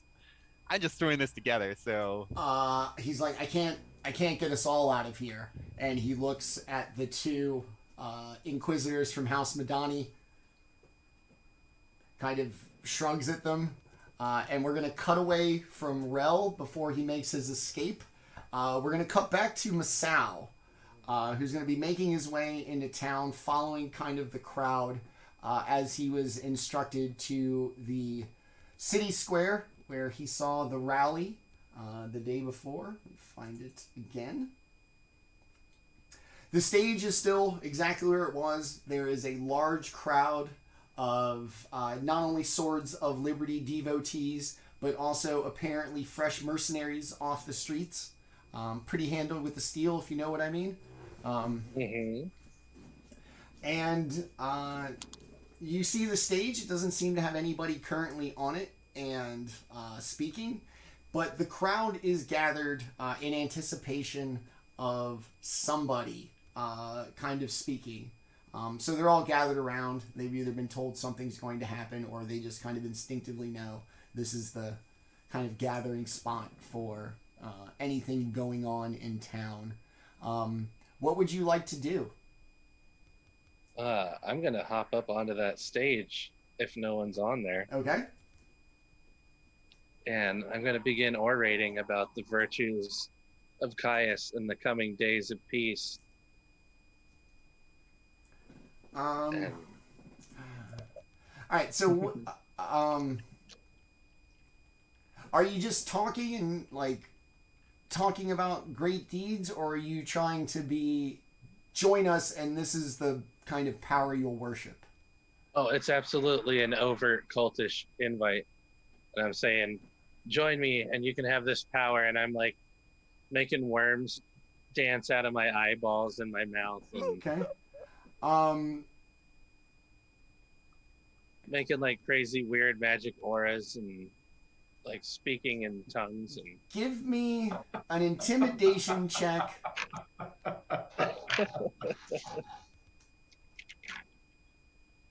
I've got a background for this kind of thing.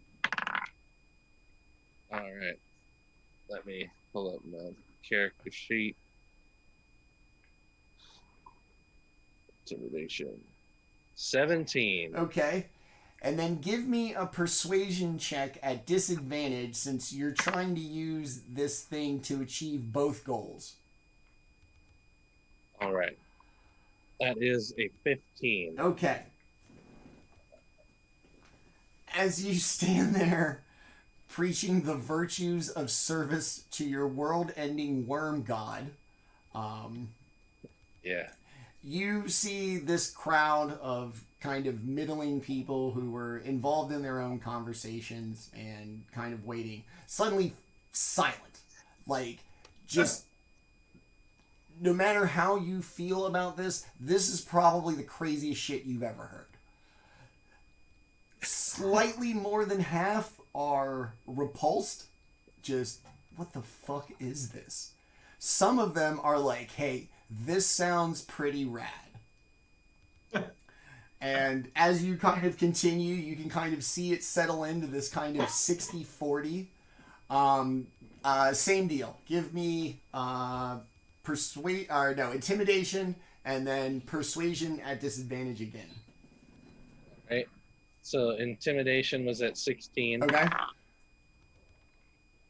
And persuasion was at 20. Okay.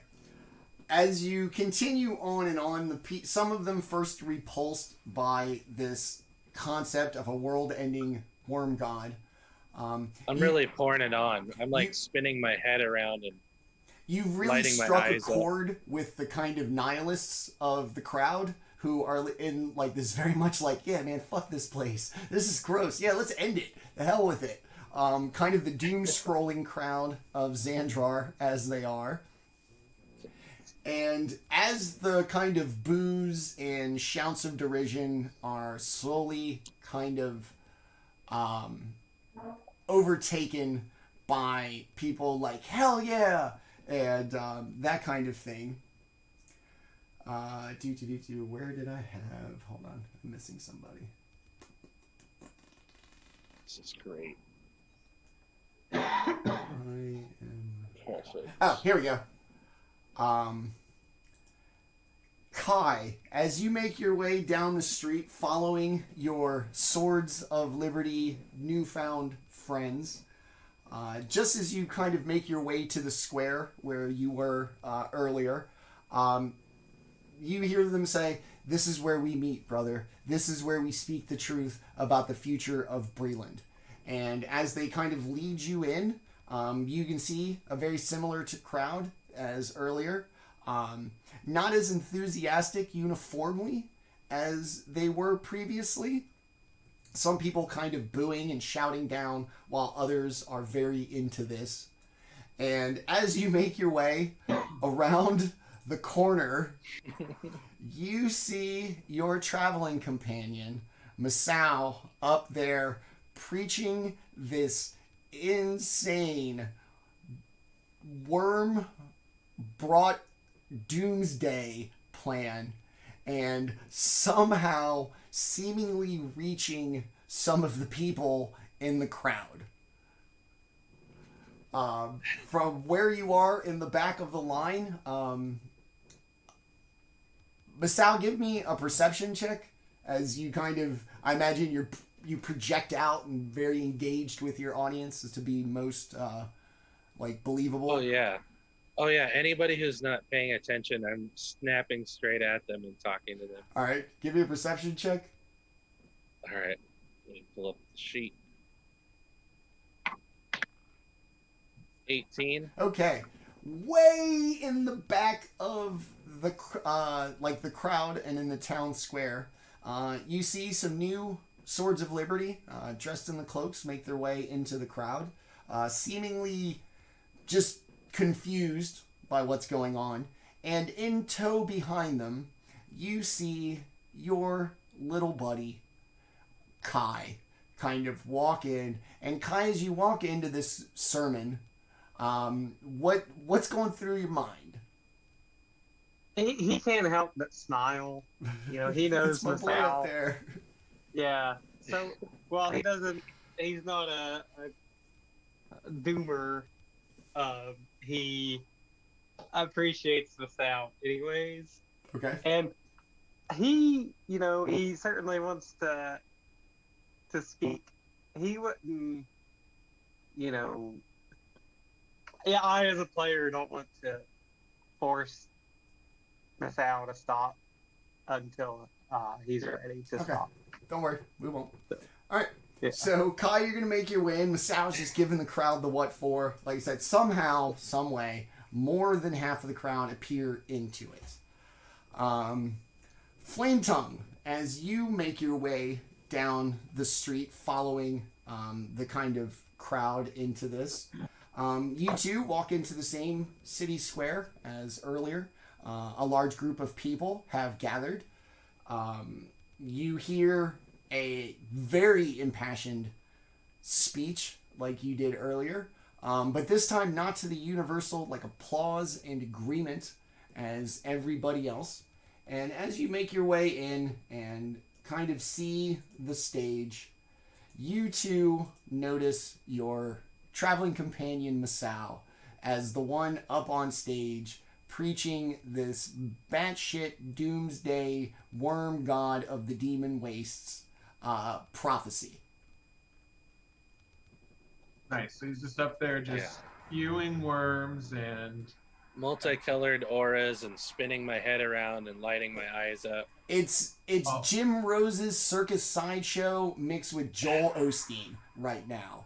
I'll look at him and say to myself, there's got to be some way to heal my friend and companion. I'll find it. I'll quest for the rest of my life to find some kind of cure so that he'll get rid of this insect infestation inside of his body. Okay. Flametongue and Kai, give me perception checks, please, each one of you.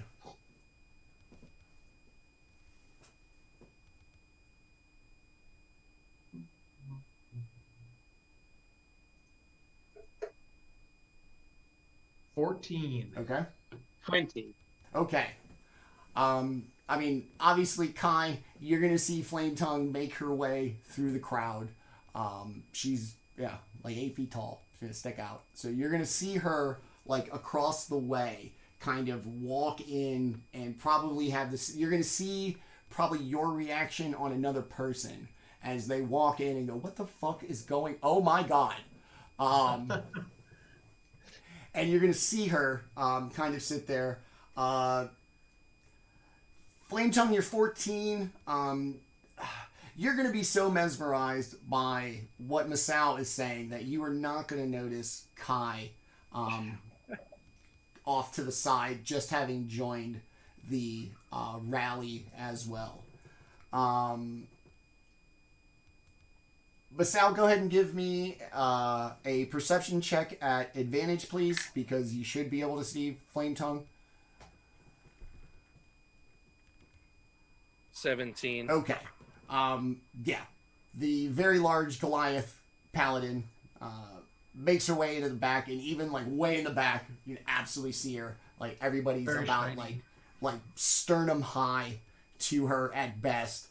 And you see her just kind of stand there with this half quizzical, half horrified look on her face. Now that you have seen two of your traveling companions join this rally, what would you like to do? Now is when I pull out the big guns and I say, if you don't believe me and the virtues of the Worm Lord, then maybe you'll listen to him. And I gesture stage left, and Mimsy, the gladiator champion, comes up, worms just swimming all over his eyes and his mouth, and he starts intoning the same things that I'm saying. We're pouring it on. Hold on. I have a Mimsy. Good old Mimsy. I have a Mimsy token. Hold on.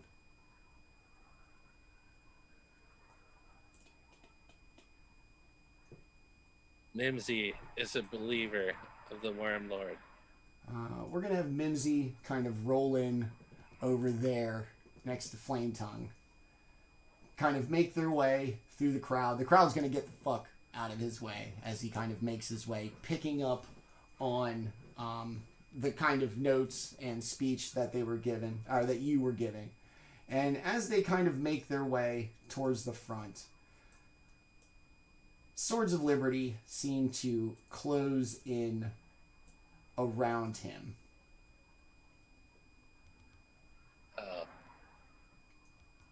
He's busy. He's helping me. He's helping me preach. As they get closer, is Mimsy going to keep going? Oh, Mimsy's full on lost to the Worm Lord right now. Just like me, he's in like a holy roller fanatic state. Okay. All right. Ever so briefly, you are going to see them jump on Mimsy and tackle him to the ground, aided by a bunch of the mercenaries doing their best to keep this gladiator down. And also, 1, 2, 3, 4, 5 are going to make their way near to you. That's enough out of you. This has been fun. We've all had a good laugh. But there's no place for the gods in the future of Breland. So take... Ty's going to be making his way... Trouble is going to be making his way up there, trying to make sure, nothing bad Okay. happens. Flametongue, what about you? Same. Go start making my way up through the crowd next to this statue that's in the middle here. Okay. People are very much going to get out of your way as well, just for fear of being trampled. And Masaow, give me a perception check, please. 7. I'm lost in the moment. Okay. At this point, you are barely aware that you've been surrounded by 5 guards. One of them very firmly grabs you on the forearm. That's enough. Go quietly before we have to do something about this.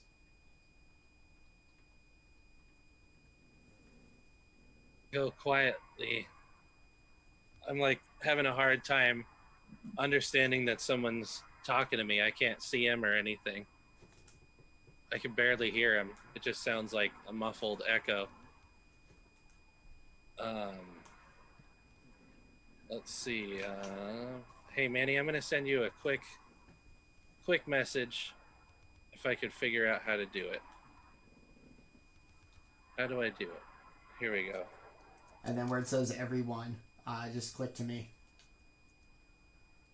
I send it on Discord. Ah, okay, that'll work too.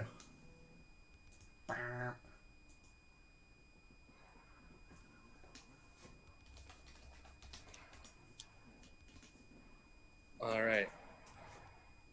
So when they start to get close to me, Masaow starts to shake and move even more fast and more violently until it looks really spastic and unnatural. And his mouth starts to open up and a skeleton starts to crawl out of the inside of his mouth. And the skeleton starts to grow and its ribs pop out as a mouth, and the head and the arms fall back and the ribs become a mouth, and then it's swarmed by worms. They are going to jump on you and tackle you despite their clear revulsion. Throw a cloak over you. They have to make saves. They have to make saves. Yeah, 15 will save or be afraid.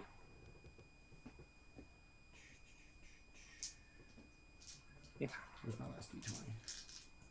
So you're the thing from the thing. I'm the nothing. I'm the Ooh, it. I think I'd be alright. 1, 2. Skeleton just.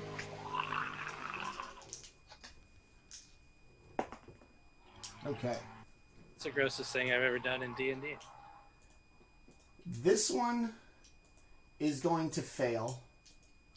These other 4 are going to succeed, not because they can resist, but because they move so quickly and unthinkingly that they don't have time to take in what the fuck just happened in front of them. And they're going to jump on you, and they are going to tie you up. You're under arrest. And skeleton and all, they are going to drag you About 10 feet before huge black worms explode outward in a 20-foot radius, ripping the bag into shreds, and probably them too. All right, roll initiative then. If we're gonna do it like this.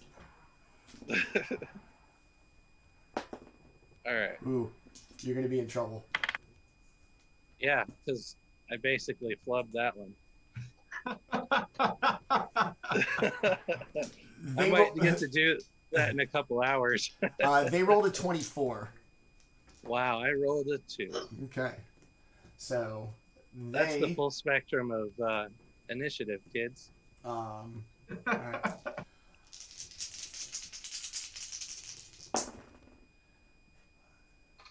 They don't know I'm doing this though if they go first. That's the joke. All right. A 19, a 17, a 13, and a 14. To hit me? Yes. Oh, not a single miss. Oh no. But what you don't know is I'm not easy to kill right now. All right.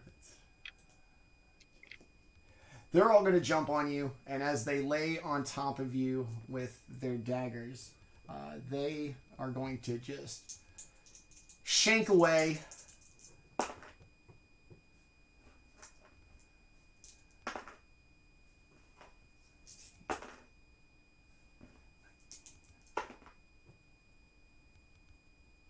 You're going to take 24 piercing damage as they stab the shit out of you.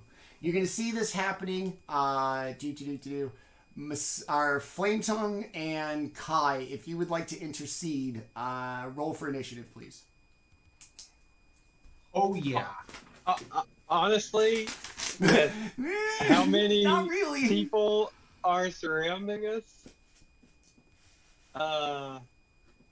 I don't think Kai would interfere at this point. Okay. Because it's one thing if he's not surrounded. Like, I mean, he attacks and there's 100 people around him, you know? Now, did any of the people that were listening and, liking what he said, trying to intercede at all? Not really. Dragged off stage? Yeah, it's their devotion was very quickly gone when they saw somebody just get jumped and stabbed. Never mind. Yeah, that sucks. Woo, no. I rolled an 8 on my initiative, but I'm gonna run up there anyway. Okay. All right. Masaow, what'd you roll? 2. 2. Okay. Flametongue, you are actually going to be next. Don't throw your life away for me. Are all these other guys hostile in the crowd? They potentially could be. Some of them very clearly dressed, like uniformed Swords of Liberty.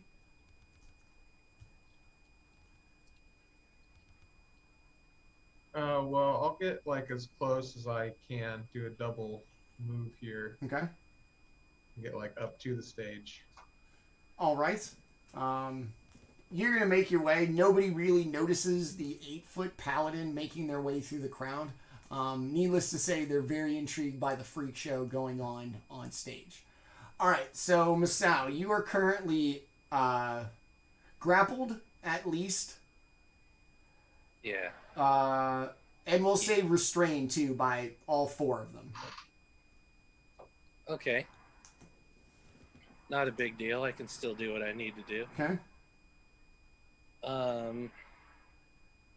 Let's see. How many people are within 10 feet radius of me?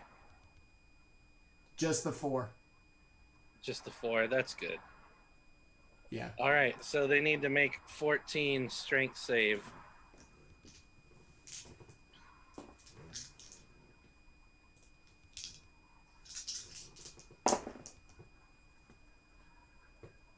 $17, $20, $21, and 7. So 1 fail. Yes. And we'll say it is this one. Let's not use red. Let's use orange. So 15 necrotic damage to the one that failed, Okay. and he is denied his reaction Okay. for until his next turn. The other 2 take 7 necrotic, or the other 3, I mean, they take 7 necrotic. Okay. And they all need to make 15 will saves.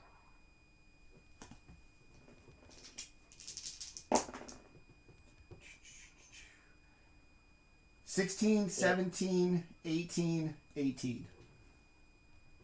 God damn it. All right. Rolling well. These aren't the same little level 1 Swords of Liberties from the train. They just look like it. Suck. All right. Is that it? Yeah. All right. Not happy with their display of fighting back. They are going to stab at you again. 14, That's a miss. 14, 13, 11, and 9. Ah, 1 miss. Okay. I can roll these. What now, Manny? Hold on.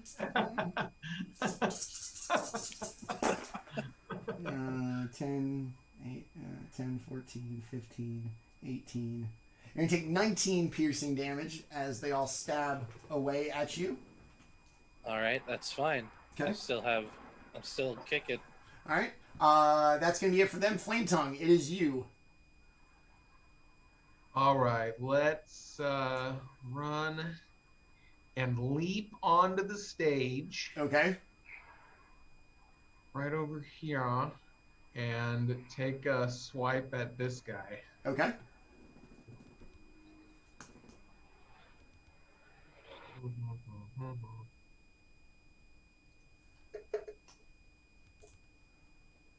$21. To hit, yes.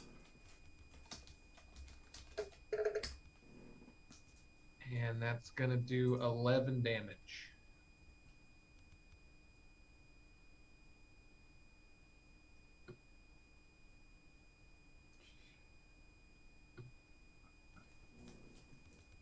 Okay. Is that it? Yep, just a big leaping slash onto the stage. Okay. All right. Masaow, it is you. It is me. All right. So the 4 guys within 10 feet of me need to make 14 strength saves. Let's get this out of here. Let's get this in here. 15, 20, 10, and 11. Do I have to make that as well? No, you're okay. The worms know you. Gross. All right. So everybody that failed takes 13 necrotic damage, Okay. and they are denied their reaction until next turn. All right. Everybody who saves takes 6, I guess. Okay. I guess. Oh, yeah. And they all need to make a 15 will save. Oh, no. Oh, no. Dropped a d20. 20, 16, 14, and I'm going to roll 1 again because I'm missing one, and a 19. So one of those failed. Number 2, in fact. Yes. All right. He freaks out and runs away. Okay. All right. All right, that's going to be it for you. As this fight kind of goes on a little longer, mages are now going to get involved. Shit. Uh-oh. And I'm sorry, guys. I need each one of you to make Let's CPK this.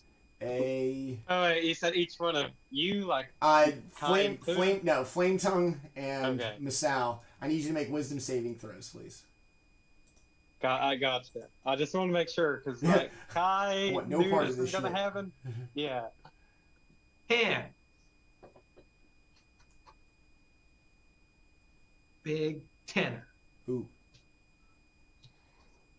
I forgot where my saves are. Where the hell are my saves? Left-hand corner. Okay.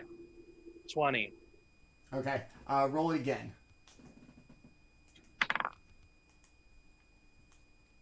16. Okay.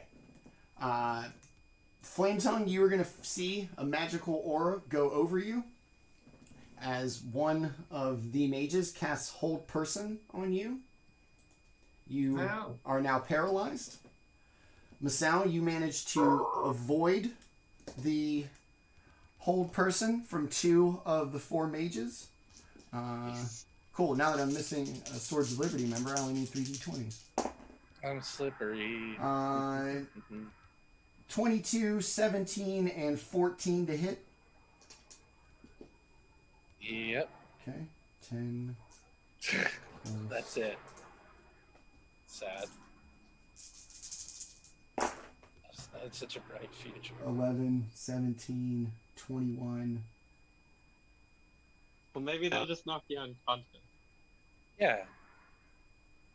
10, It's just some dual damage, right? This is 17, like 3.5 rules. I mean, we're just playing. 21.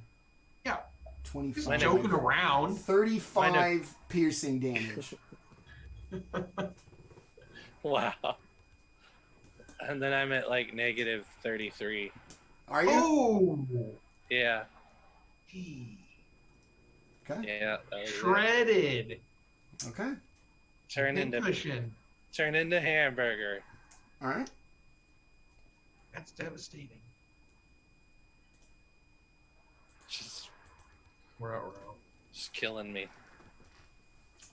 Also, Very fitting on the Ides of March that a group of dagger-wielding people carry somebody in the middle of a speech. But they shank and shank and shank and shank. And until the kicking and everything stops, they continue to shank and shank and shank. Eventually stopping and slowly peeling off the pile. As they do, it's now the mage's turn. The 2 of these are going to be keeping an eye on you. aren't they proactive? These are going to make their way up to Flametongue. Oh. We don't want any more trouble. If we let you go, will you go? So they just murdered Masaow. No, kind of. Protected everybody from Masaow, if you would. Yeah, I don't know. I don't feel like I would go. But I don't want to die either. They just shanked my friend to death. Yeah, I'll leave. But, Yeah, I'll go. Yeah, but when you're gone, I'll come back. Be sure that you do. And they stop the spell. You are suddenly at your own faculties once again. One of the mages looks at the other Swords of Liberty. Take the body to the mansion. And they pick up the bleeding body of Masaow and No, there's no blood. the body. I'm a skeleton. The body of Masaow, they carry it off, and from that we will cut back to the mansion Just after we left you, they kind of make their way out. Dude's bleeding from the gunshot to the head. And you can hear the mage outside, like, kind of panicked. You can hear him kind of trying to cast spells, and you can hear, like, the effects of, like, ice and, like, the hissing, some steam, not necessarily the strong burning smell. And as this fire kind of rages out, beginning to get out of control, from the door, like the center door to the main house, 3 Swords of Liberty members carrying what looks to be a skeleton make their way through the door. Let me go ahead and put them all up.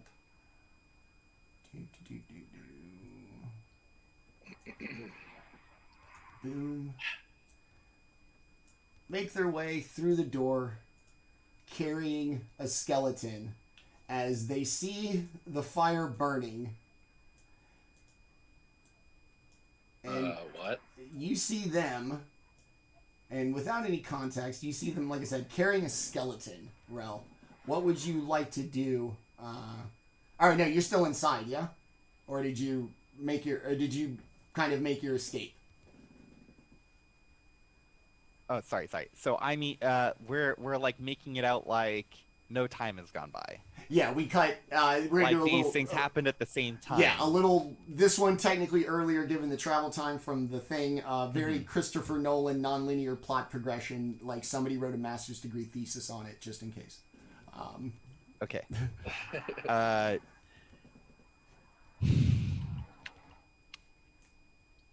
Okay. So I'm. Oog. Okay, this is what I was thinking. Okay. I'm like, I said like we don't have a lot of time. We gotta like do this quick.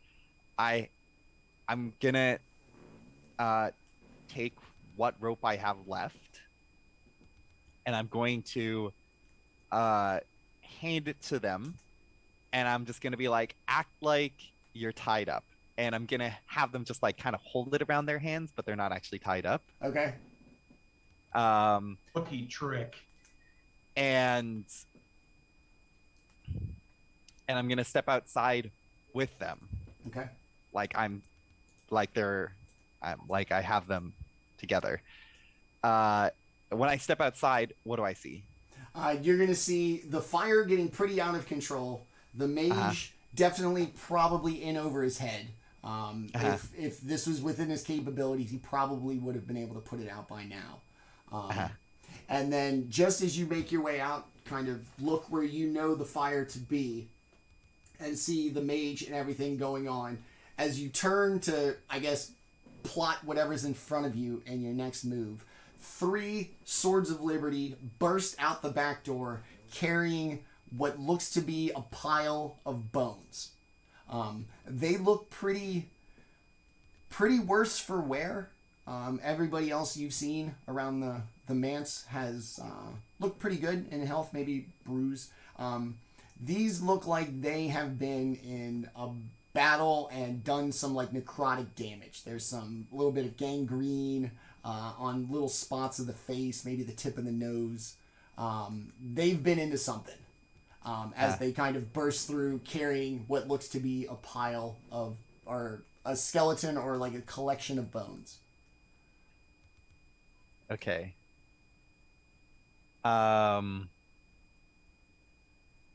Okay, so I'm being a little meta here. Do the bones look like anything? Why are they carrying bones? That'd be suspicious. But It looks like a body comprised of bones.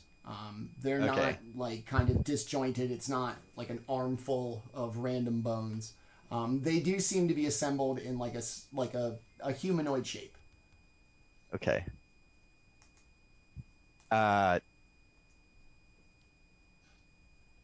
Okay. I'm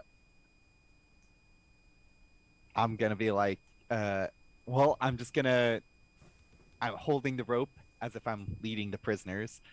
I'm just gonna march past them. Unless they say anything. All right, we'll stop right here for right now. Hold on, something's going on here. Let me just fix the. Oh, that's what it is. Okay, cool. I got it. Sorry, we picked up the dead guy. All right.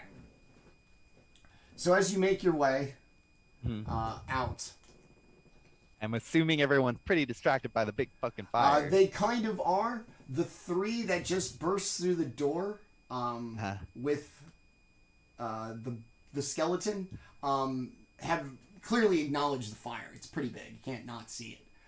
Yeah. But as far as their priorities go, does not seem very high on their list. The fire doesn't. The fire does not. Well, I mean, I assume I don't too. I'm gonna storm past them. Okay. They are going to make their way past you and into the jail. That's burning. Not this part of it. Not yet. All right, so they're going to make their way in, and yeah.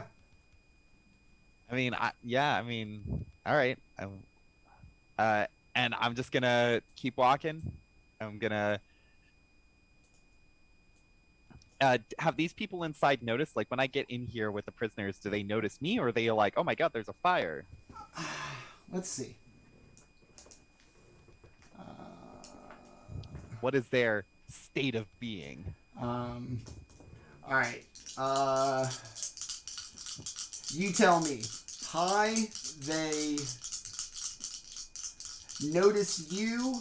Low, they notice the fire. Does that work for you? Sure, whatever. Okay. I'll just choose high. Okay. So what do you want them? You want them to notice the fire, yeah? I mean, that would be preferable, but Okay. I can't control them. So Okay. So high, whatever happens, happens. High, they notice the fire. Low, they notice you.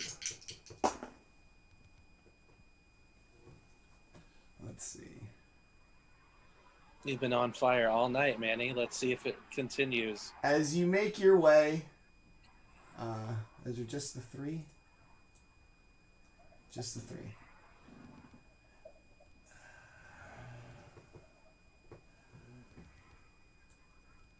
One of them is going to make their way out. The other two are going to kind of, hey, where are you going with the prisoners? I'm gonna be like, I was told to take them out of here. The building's on fire, guys. And I'm gonna like lower my voice. I'm gonna be like, a mage out there caused a fire. Did you see it? Give me a persuasion check.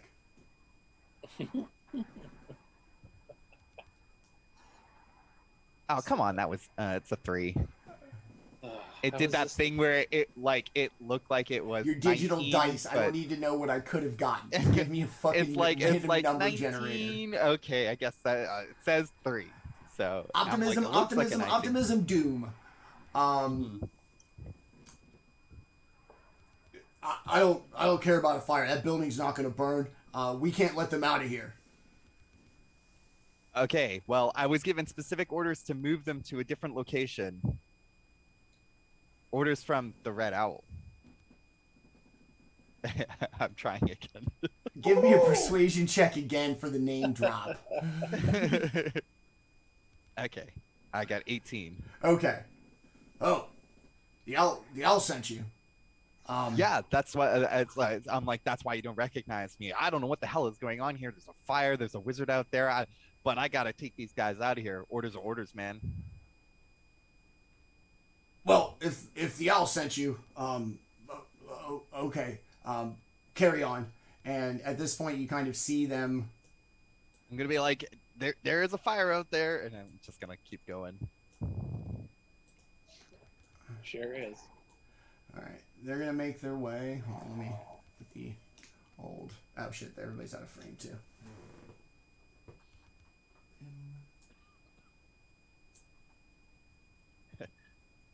Run, bitch, run! Run! Okay. You. going to make your way. This hallway is going to open up.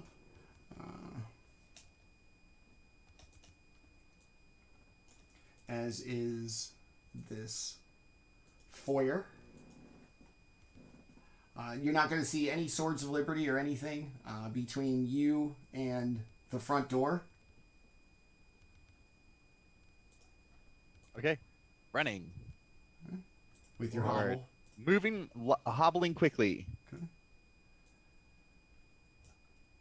They need to make their way with you. Okay, I'm gonna signal for them to stand in the corner. Which one? Left. Up here? Yep. Okay. I'm gonna, I don't know, be dramatic, overly dramatic. I'm gonna kick open the door. Okay. I'm gonna step out there, and I'm assuming that the 2 guards that I saw there earlier are still there. Yep. I'm gonna be like, "There's a fire! There's a fire! Quick, go get help!" I don't know, like, there's not really a fire department, right? Like, go get the water brigade.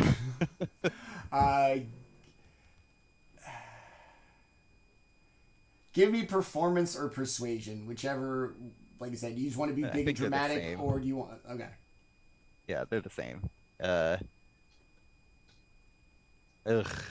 Natural 1. They sit up there. They look at you. You're just hazing us. No fucking going in. There's no fire. Gosh, they. You got me, but I do have to get through here, so, or no, fuck it, and I'm just gonna walk inside. I'm gonna be like, let's go, and just make a run for it. Okay.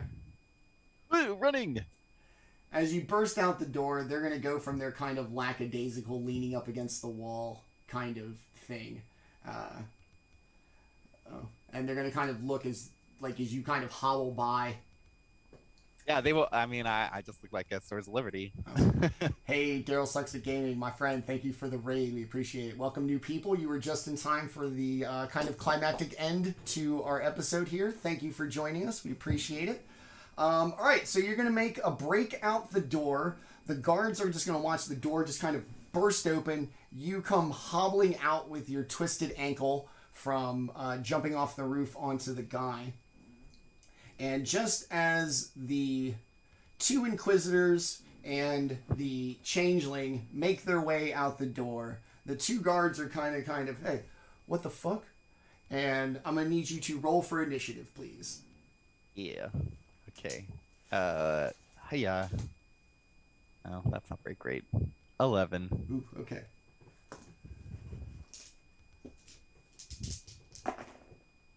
The Inquisitors are going to do well.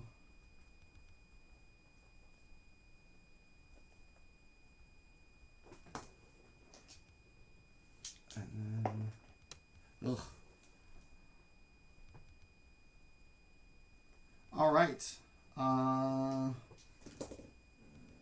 The Inquisitors are going to go first. They are unarmed, but they are still game to fight.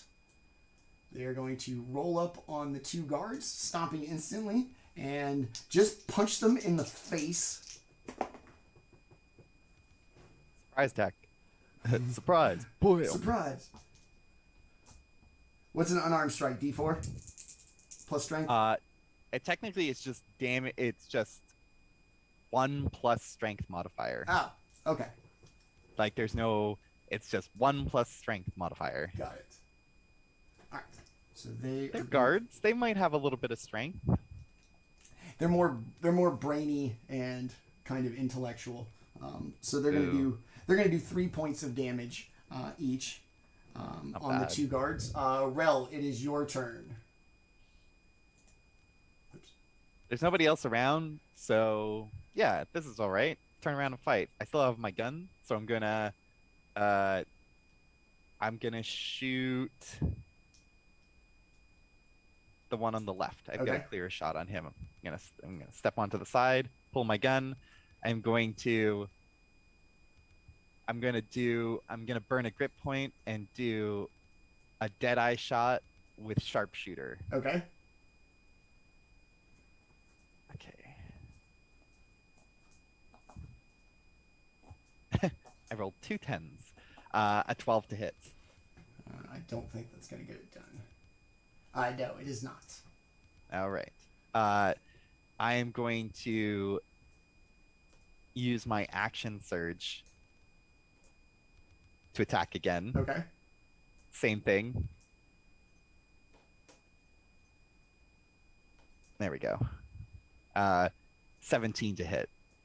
Okay. Yes. Yes. Okay. Yes. Okay. It's going to do. Oof. 22 points of damage. Whoa. Okay. Yay, sharpshooter. I mean, where are you gonna shoot him? The middle of the chest, center mass, or like through the head? Oh, I'll just blast him in the face. Okay. Precision shot. Yeah. His head's gonna look like a pumpkin on November 15th. Seeds, pulp, all kinds of stuff all over the wall and the porch. It's going to slump dead. Anything else? I'm gonna do combat roll over here to get ready to attack this other guy. Okay. It is now the guard's turn. They are going to attack the Inquisitor with 2 rapier shots. Gonna hit with 1.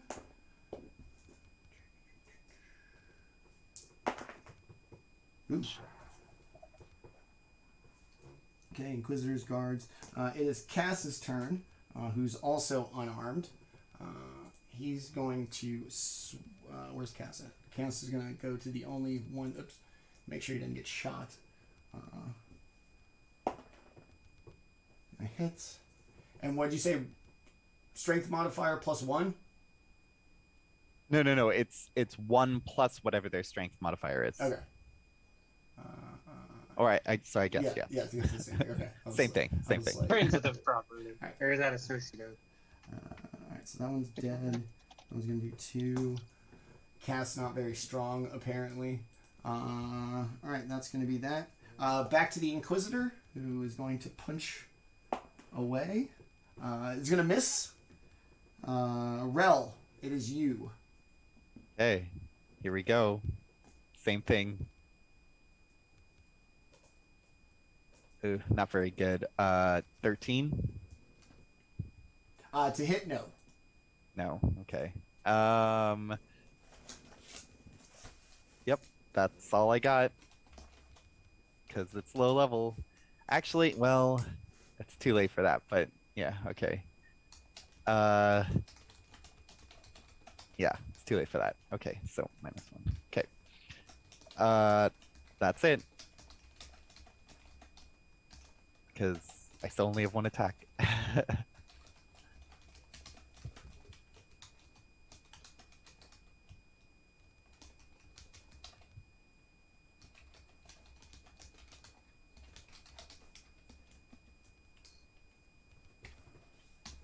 Okay, sorry. Alright, that's going to be that. Rel, the guards. 2 rapier attacks on Cass this time. Oh no. Oh no, y'all. Another D4.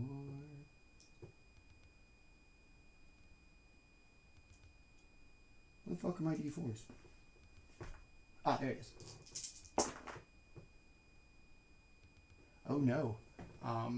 He's going to get 2 solid stabs in, and your changeling friend is going to go from that glimmering kind of face that you'd see, the shimmer, to just a dull gray and collapse dead.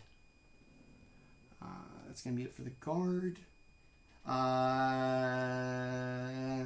Well, that would have been Cass's turn, but he's now in a bad way. Inquisitor, punchy punch in the face.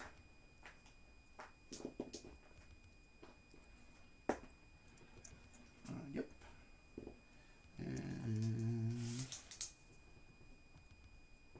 Alright, that's going to be that. Rel, it is to you again after the Inquisitor manages to punch the guard in the face once again.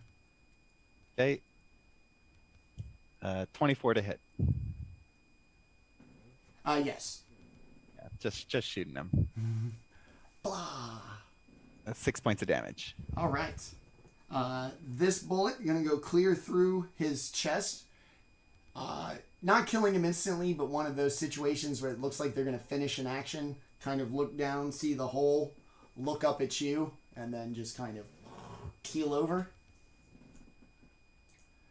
Okay. And I'm going to say, quick, grab his body, let's go. Okay. And then I'm going to run and lead them to, it's sort of in a roundabout way to maybe like lose any tailors, which it doesn't look like we have, but just in case, Okay. back to our base. Back to the safe house? All right. Yep. Give him a strength check to make sure. Yeah, they're going to be able to pick up his body. They are going to make their way with you, like through the streets. And as you lead them back to the house, you are going to be, when you arrive back at the house with the 2 Inquisitors and the body of your changeling fixer, nobody is going to be there. You're just going to walk into an empty house. They're going to put the body down on the table. Real quick, what do you want to do as you burst into the house? I mean, I guess I would check and see if anyone's there. Then I'm going to try to attend to the changeling if it's even possible. Okay. As you look, does not look good. Changeling physiology is kind of weird with the way they shapeshift and kind of move around and can augment themselves. So you're going to stand there. Doesn't look good. The Inquisitors seem kind of clueless. They're out of their depth here. I don't know if we can save him. And on that note, we will end it for the night. Let's go back to the Xandrar map. All right, so that's where we will end it for the night. Flametongue and Kai, after you saw Masaow's body dragged off, what would you have done? This is going to sound kind of mean, but Kai is kind of always looking to take advantage of any situation. So even though he just saw his friend get, Caesared, he would still probably try to get up to the podium and speak and try to,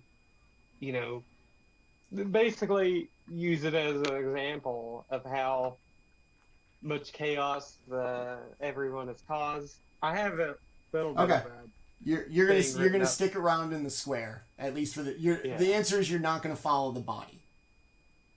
Yeah. Okay. I mean, he would probably want to know where they took it, but he also I got something to say first. Yeah. Okay. I mean, he has no way of reviving people as far as he knows. None of us have any way of reviving people. Yeah, and he saw him get stabbed pretty good. Okay. And he just doesn't think there's anything he can do. All right. Flametongue, what are you going to do? Well, they, basically told me if I didn't leave, they're going to kill me. And I just saw them stab holes in my traveling companion. So I'm going to head back to the base. Okay. To regroup and see what we do from there. Okay. You're going to make it in just seemingly, I don't know, couple of moments after, it looks like there's still like a kind of frantic amount of activity between the Inquisitors, who you know of as they serve House Madani. These in particular don't really kind of register with you. You are going to recognize Cass, Lieutenant Torfin's changeling fixer, currently not doing well on the table, and Rel in tow, dressed as a Swords of Liberty member, so I'm sure that's something you would need to unpack. Kai, you're going to be getting up to the podium, and then Masaow, we will deal with you sometime between this episode and next. So, as I said, this has been episode 11. You guys see this. This show would be nothing without my amazing cast, who, to their own detriment, are so committed to their characters that they would do what their characters would do, and in a way that's admirable if you look at it that way. But we will, because in the all honesty, I absolutely knew that nothing was going to deter him from doing this, including a former person just like him, warned him not to. I knew this was going to happen, so let's just say none of this was unexpected, and we will deal with it. But yeah, so like I said, behind these great players and these amazing characters, there are even better people. Let us start with the man, the committed character actor. Masaow, how you feeling, aside from dead? Oh, I'm spiffy. Okay. I hit the the purgatory running, I think. What's up, y'all? Here to take over. Like I said, we will deal with this, and then tell us a little bit about yourself and how you're feeling after you took the Julius Caesar on March 15th, the Ides of March of all days. Myself as Masaow or myself as Tenta? Both. Okay, as Masaow, he's upset that he's dead because he no longer is able to function as a servant for Caius, though he's not sure what the hell is currently going on with his existence. Tenta, I had a blast. I mean, that was probably one of my favorite episodes we've done in months. That was awesome and fun and hilarious and great. And had an awesome time. I love you guys for letting me be weird and having fun and still being able to enjoy your characters around my insanity. And Manny, I love your story. I'm glad to be a part of it. And I hope that I don't ever get too crazy to stay inside of it. Fair. All right. Let us slide over to, let's do Kai. So, you met some gnomes from your homeland, oppressed by the Swords of Liberty, seemingly having a kind of connection, at least as far as your feelings towards the trust, at least. And, yeah, asking you to get their deeds back to their house before befriending the same Swords of Liberty who accosted them in your masterful playing of both sides. So tell us a little bit about yourself. How's Kai feeling just watching his boy get all et tu brutade on stage in the... Oh, man. He's kind of a mixed bag of emotions, but the one thing about him that's big, like there's a couple things that would break his focus, but he's a very like ambition driven character. So while watching, like, because he had the ability to like vortex warp him away, but it would be very risky. And one thing, there's very few things he's gonna do to like put himself at risk for. And you know, it was hard for him and me as a player to kind of just let Masaow die, but you know, you gotta do what you gotta do. He was afraid of speaking bad about the Trust for any who don't know, the Trust has a habit of assassinating people who might cause issues with them, or maybe committing crime, or really doing anything they disapprove of. So, while he felt like those gnomes were being honest, he still, he was in the presence of a Swords of Liberty, couldn't risk, voicing any sort of support for Zilargo. I get it. Had to Show really off for your friends. Yeah, I mean, he was in this situation where it's like he's risking pissing off someone, and the people that's immediately important not to piss off is the Source of Liberty. So while he can disagree with them slightly, he has to do it in a way to try to bring them towards his side rather than, he can't say anything to directly offend them to push them farther away. So lots of fun for him. Political dilemmas. Playing both sides of the fence. That's kind of the point here. Yeah. If it's easy choice, it's not any fun. But I don't even know that it's playing both sides, because what he's doing is he's playing one side, but he's kind of deceptively pretending to play their side to get them to eventually come to his side. So he's working on it. But anyways, I'm Landon. I'm married. I have 2 big St. Bernard puppies. Which one of them, by the way, I was reheating leftovers. Okay, I turn around for 1 second to make myself some chocolate milk, and she jumps up on the counter, and eats it in like 2 seconds. 6 chicken tenders gone before I can even. Chicken tendies, buddy. That's like one mouthful, though. Yeah, no, it was so fast because I was like 5 steps away. Hungry. 2 bites. Turned away. 2 bites. Yeah. And so there was, so I say 6, she ate like 4.5. There was like 1.5 left. And so at that point, I'm not going to eat this one chicken tender. No, I gave it to Beowulf. I gave it to the boy because it's like, well, she just ate like 4.5 of them. Might as well it's not going to fill me up. Anyways, yeah, I love D&D. I played a little bit of Strangers of Paradise, only a little bit. Thought it was fun while I played it. Watched the Batman, thought it was great. I love D&D with these guys. This group is great. I love you guys.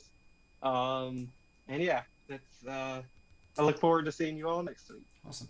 And speaking of playing both sides, Rel, the master infiltrator, snuck in, started a fire at an expensive house, blamed the mage, and managed to kind of make his way out through maybe not the brightest guard detail for some VIPs, but maybe the Swords of Liberty are kind of stretched thin, as they may have other things going on presently.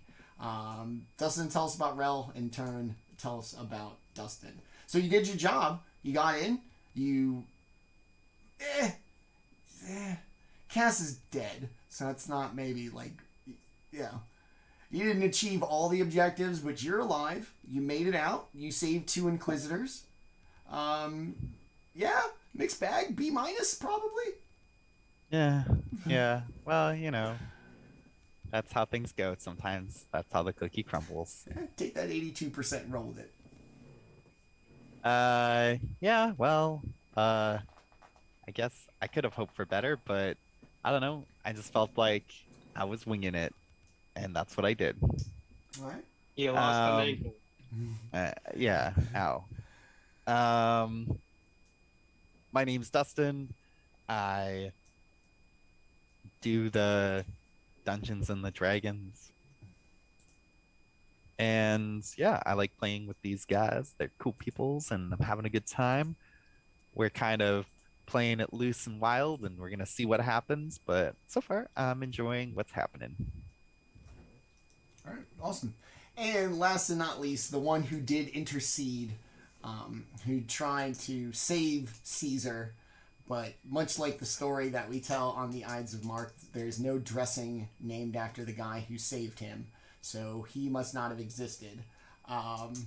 And if he did, he got stabbed up too. So they gave you the option. You know, they're not trying to kill their recruits. Flametongue, you saw like your boy kind of go full ham, and you know, pay the price from a group that wanted no gods. How you feeling as a paladin? I'm sure that has to kind of bother you. And then Yeah, I mean, tell us a little bit about Nick. Pretty angry that the church was destroyed, and then my traveling companion, who I've taken an interest in trying to heal him from whatever disgusting sickness ails him, just got turned into a pincushion. So wasn't too stoked about that, but you know, I also didn't want to die.